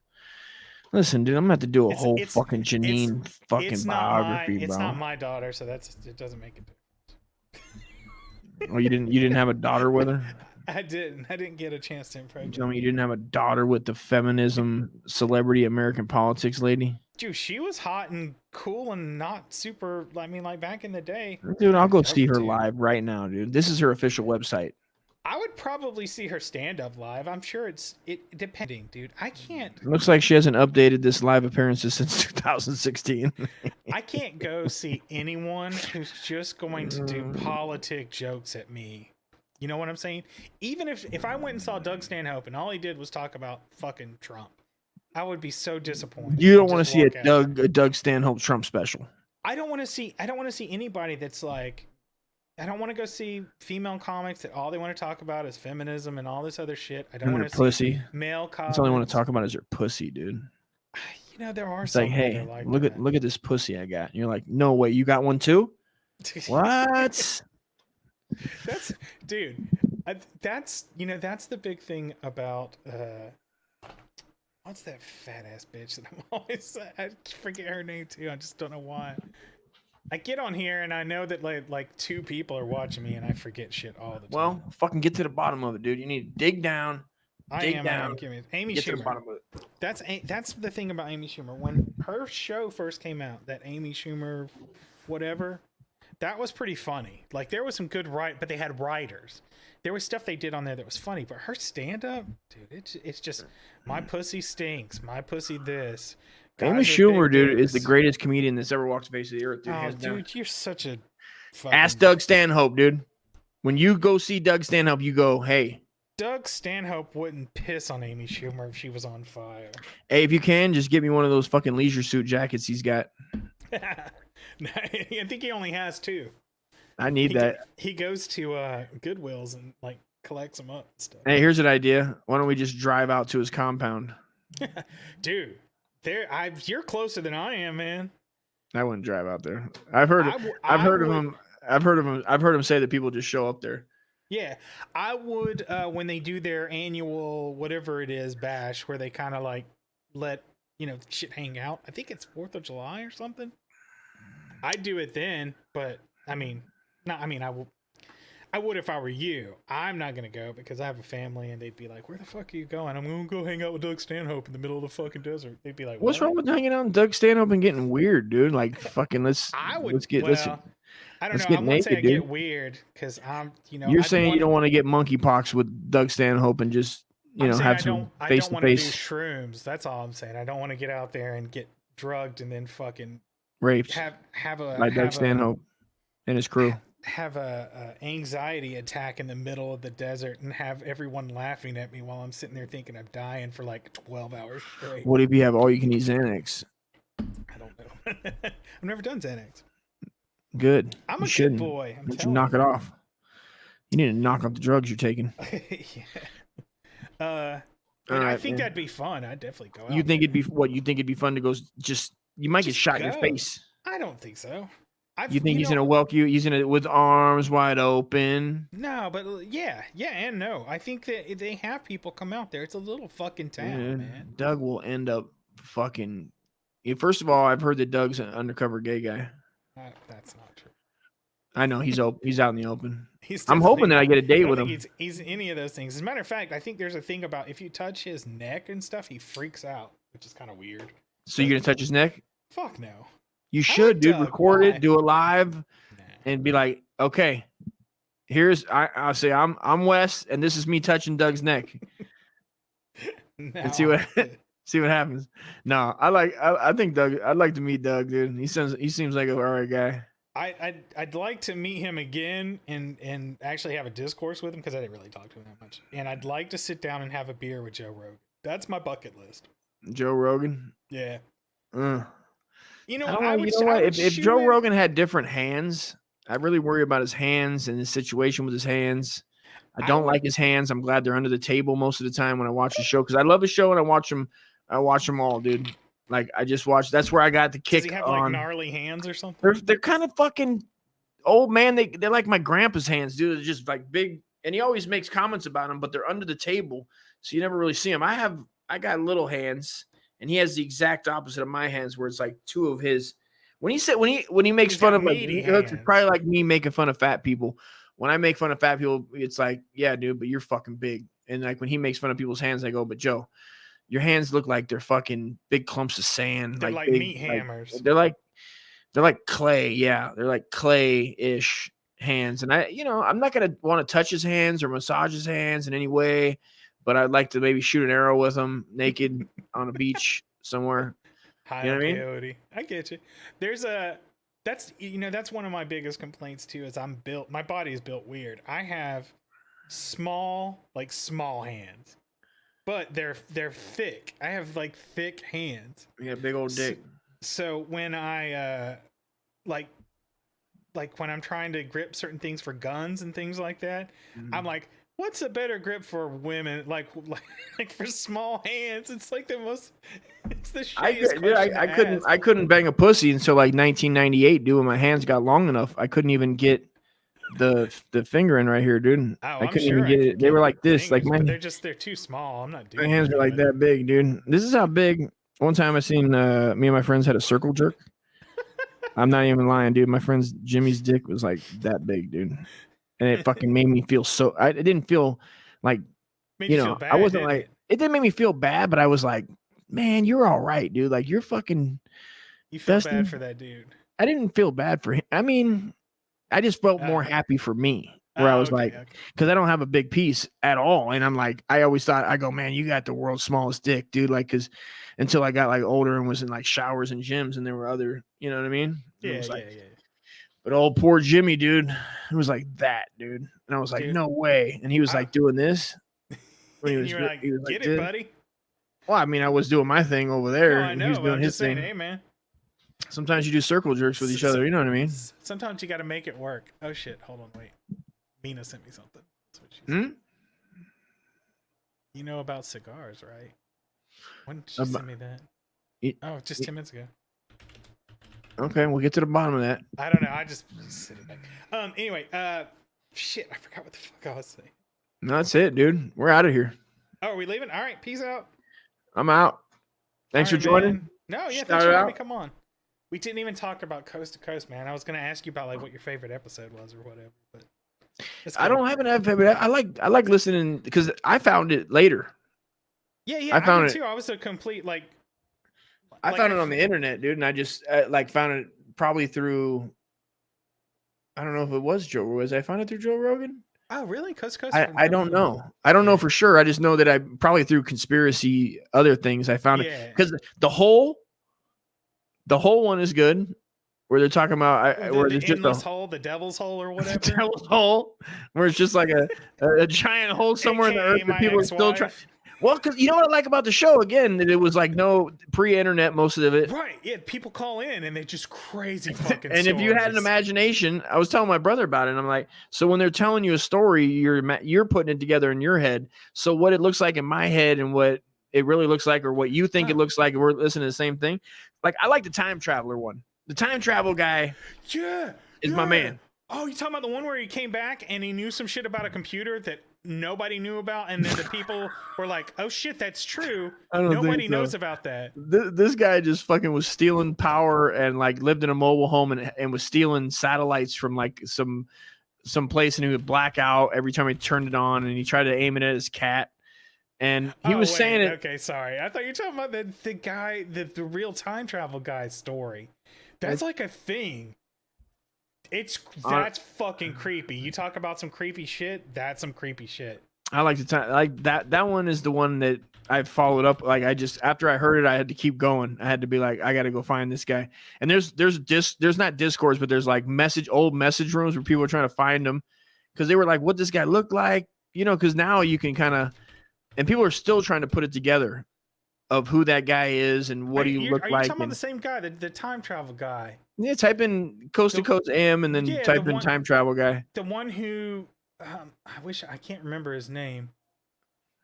The one who actually came back to talk to himself as a kid. He was like teaching him stuff about the future. Was that more? You're talking about a movie? No, this is a real story. I don't know if it was that. I haven't seen. It could have been a continuation of that one. The one. This is like this guy has like this huge thing around him. I'm gonna find the shit and I'll send it to you. Yeah, send me the. I'm listening. I'll need that to listen to tonight, dude. I was watching. Did you see Horror in the High Desert? I don't think I know that one. It's basically Blair Witch, but with a fucking retard. No, I don't think I have ever heard It's of the that. best, dude. John Teeter was his name. That's John right. The Teeter. mystery of That sounds John familiar. Teeter. John Teeter is this guy that came back in time, supposedly because they needed a part, not a part. I can't remember. I'd have to look up the story. It was something. They needed a very specific computer to do a very specific thing that they couldn't replicate, right, in the future. And so it's something like an old IBM or some shit, right? And it turns out like nobody knew the computer could do what John Titor was talking about it doing, except for like the people who built the computer, like the scientists at IBM or some shit. And they're like, how does he know that? So it's creepy as fuck. The whole story is creepy. Like there's a lot, but there's a lot of detail. There's a lot of other stuff where they're like, John Titor said this and this came true. Or John Titor knows what the fuck deal is, boy. I'm out here whipping up time travels, boy. This is what we doing, guy. Come on now. I was gonna tell you my favorite. They always do like call-in episodes, and those are good. But my favorite call-in person was this lady that called in and talked about. She's real country, real rednecky, and talking about how she saw they knew who Bigfoot was. Bigfoot, yeah, he's not dumb or anything. He lives in a cave and he has these radio, like he's at the man in the radio, making sure nobody ever catches him. And dude, they were dead serious. And that's fucking sick, dude. I like to picture Bigfoot as like a communication specialist. Just Black Ops fucking Bigfoot, dude. Hell yeah, dude. That's fucking sick. He's doing anti-ops on us and everybody looking for him. How fucking sick is that, dude? He's in camo. He's dressed up. He's got the latest gear. Maybe he's got sponsors by his own boys. He's got like a Batman boy, like a sidekick that does his shit for him. That's a new superhero right there. He's got the helmet with the fucking night vision goggles clicked on at the top. He's big fucking Wookiee looking motherfucker though. That's fucking dude. That's the next level fucking Bigfoot, dude. That's it. That's where we're headed with those. That's where you have to start taking the stories for them to be worthwhile anymore. You're bored. I'm bored of just Bigfoot, right? People get bored of just Bigfoot wandering around out somewhere. Hey, dude, he's out in Washington. He's out there. Bigfoot. He's got to have technology now. He's got to like, acclimated. Maybe he has his own training camp for other Bigfoots. They're doing like running Budge training. He knows how to work the internet. You know what I mean? He's got his own fan club. Yeah, like maybe he has a secret following. It's a Patreon. He's got a fucking. He's running his own Discord server. That would be dope. That'd be a dope character if somebody could do a character piece of that, like live in that character and do that. I mean, that'd be fucking funny. It could be funny. It could be. It could be straight trash too. Yeah. It could be straight trash. But dude, for just sure. Sitting there imagining Bigfoot sitting at a fucking radio used to make me laugh so hard. He's got a fucking ham radio. He's always at the Army surplus store dressed up, trying to go in there. Like somebody just goes, man, this big fucking lurch motherfucker comes in, but maybe it's a blind guy working at the Army surplus. So there's like, and they become buds because he thinks he's a person, like some kind of weird connection. I don't know what the cost is because I haven't been to their website in a long time, but you can become a member of Coast to Coast AM, you pay for it, and then you can go back to almost the beginning of time and download all their old episodes. And I used to do that. I used to like seriously download a bunch of their shit. He was filming that or recording that out in Pahrump, out there at the state line where I used to go to out there. Whiskey Pete's is out there, which is wild. It's like on the way to Vegas. There used to only be like, nothing. There was nothing out there, and then they built 2 casinos. They have out like there, Whiskey Pete's and Buffalo 4 Bill. hosts, I think. There was Art Bell was the original. Art Bell, yeah. And he retired, and then you had George Norrie, and I think Norrie may have retired. I don't know. I haven't actually watched live in a long time.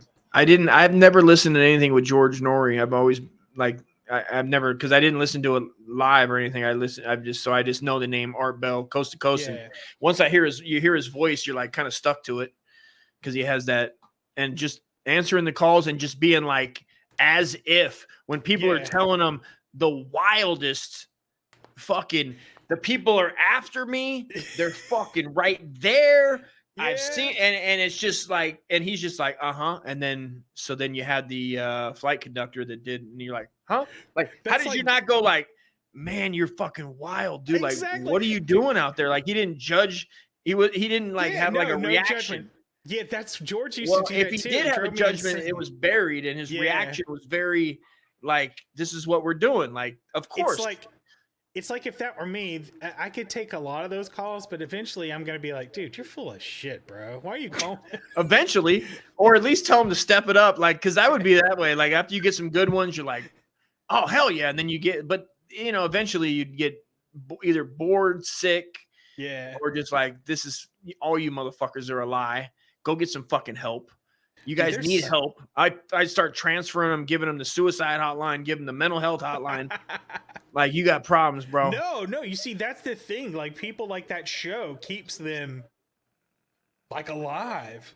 Well, and more power to them. If they're not hurting anybody, that's also what I see. Like, it gives them an outlet for that. And they probably were like full of despair, and they're like, "No, I need to tell my made up bullshit story somewhere." You know, and maybe in their head, you know, either whether they saw it or not, however they put it together, man. I'm sure that we're seeing it now. How we all see the same thing in like on Twitter, the society, and then some people view it this way.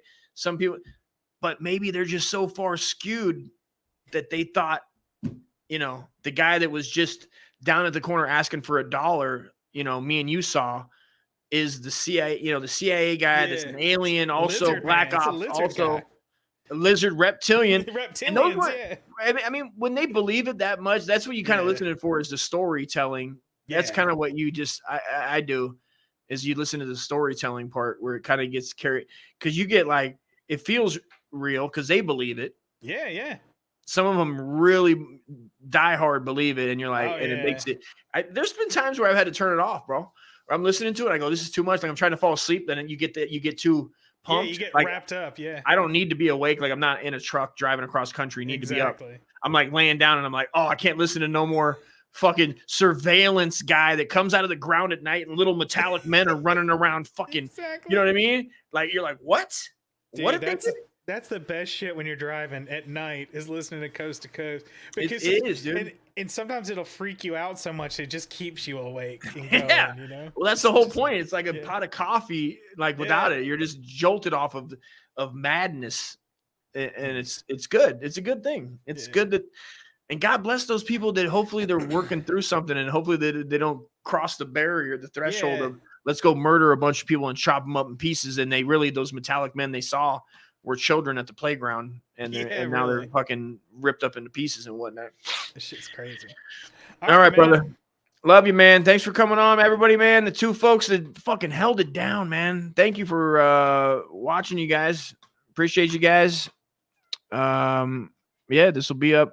Well, I don't know. We'll be back on next time. I always put it in Discord. If you guys are watching it on Discord, hit me with a comment, and I'll send you guys a Discord, maybe.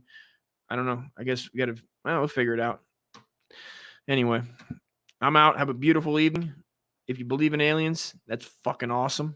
I love it. I love the thought of aliens, but I just don't know if I believe. It's like the same. Sometimes I believe it. Sometimes I don't. Sometimes, sometimes I believe that fucking Earth is. I remember when the Earth was flat. For a second, you're like, was it? But like, we already went through that. You know what I mean? I can get swayed real easy with those things, and then you got to be like, Dusty. You're fucking, come on now. It's fucking round, dude. You know it's round. It is what it is. But hope you guys had fun. Love you guys. We'll see you on the next one.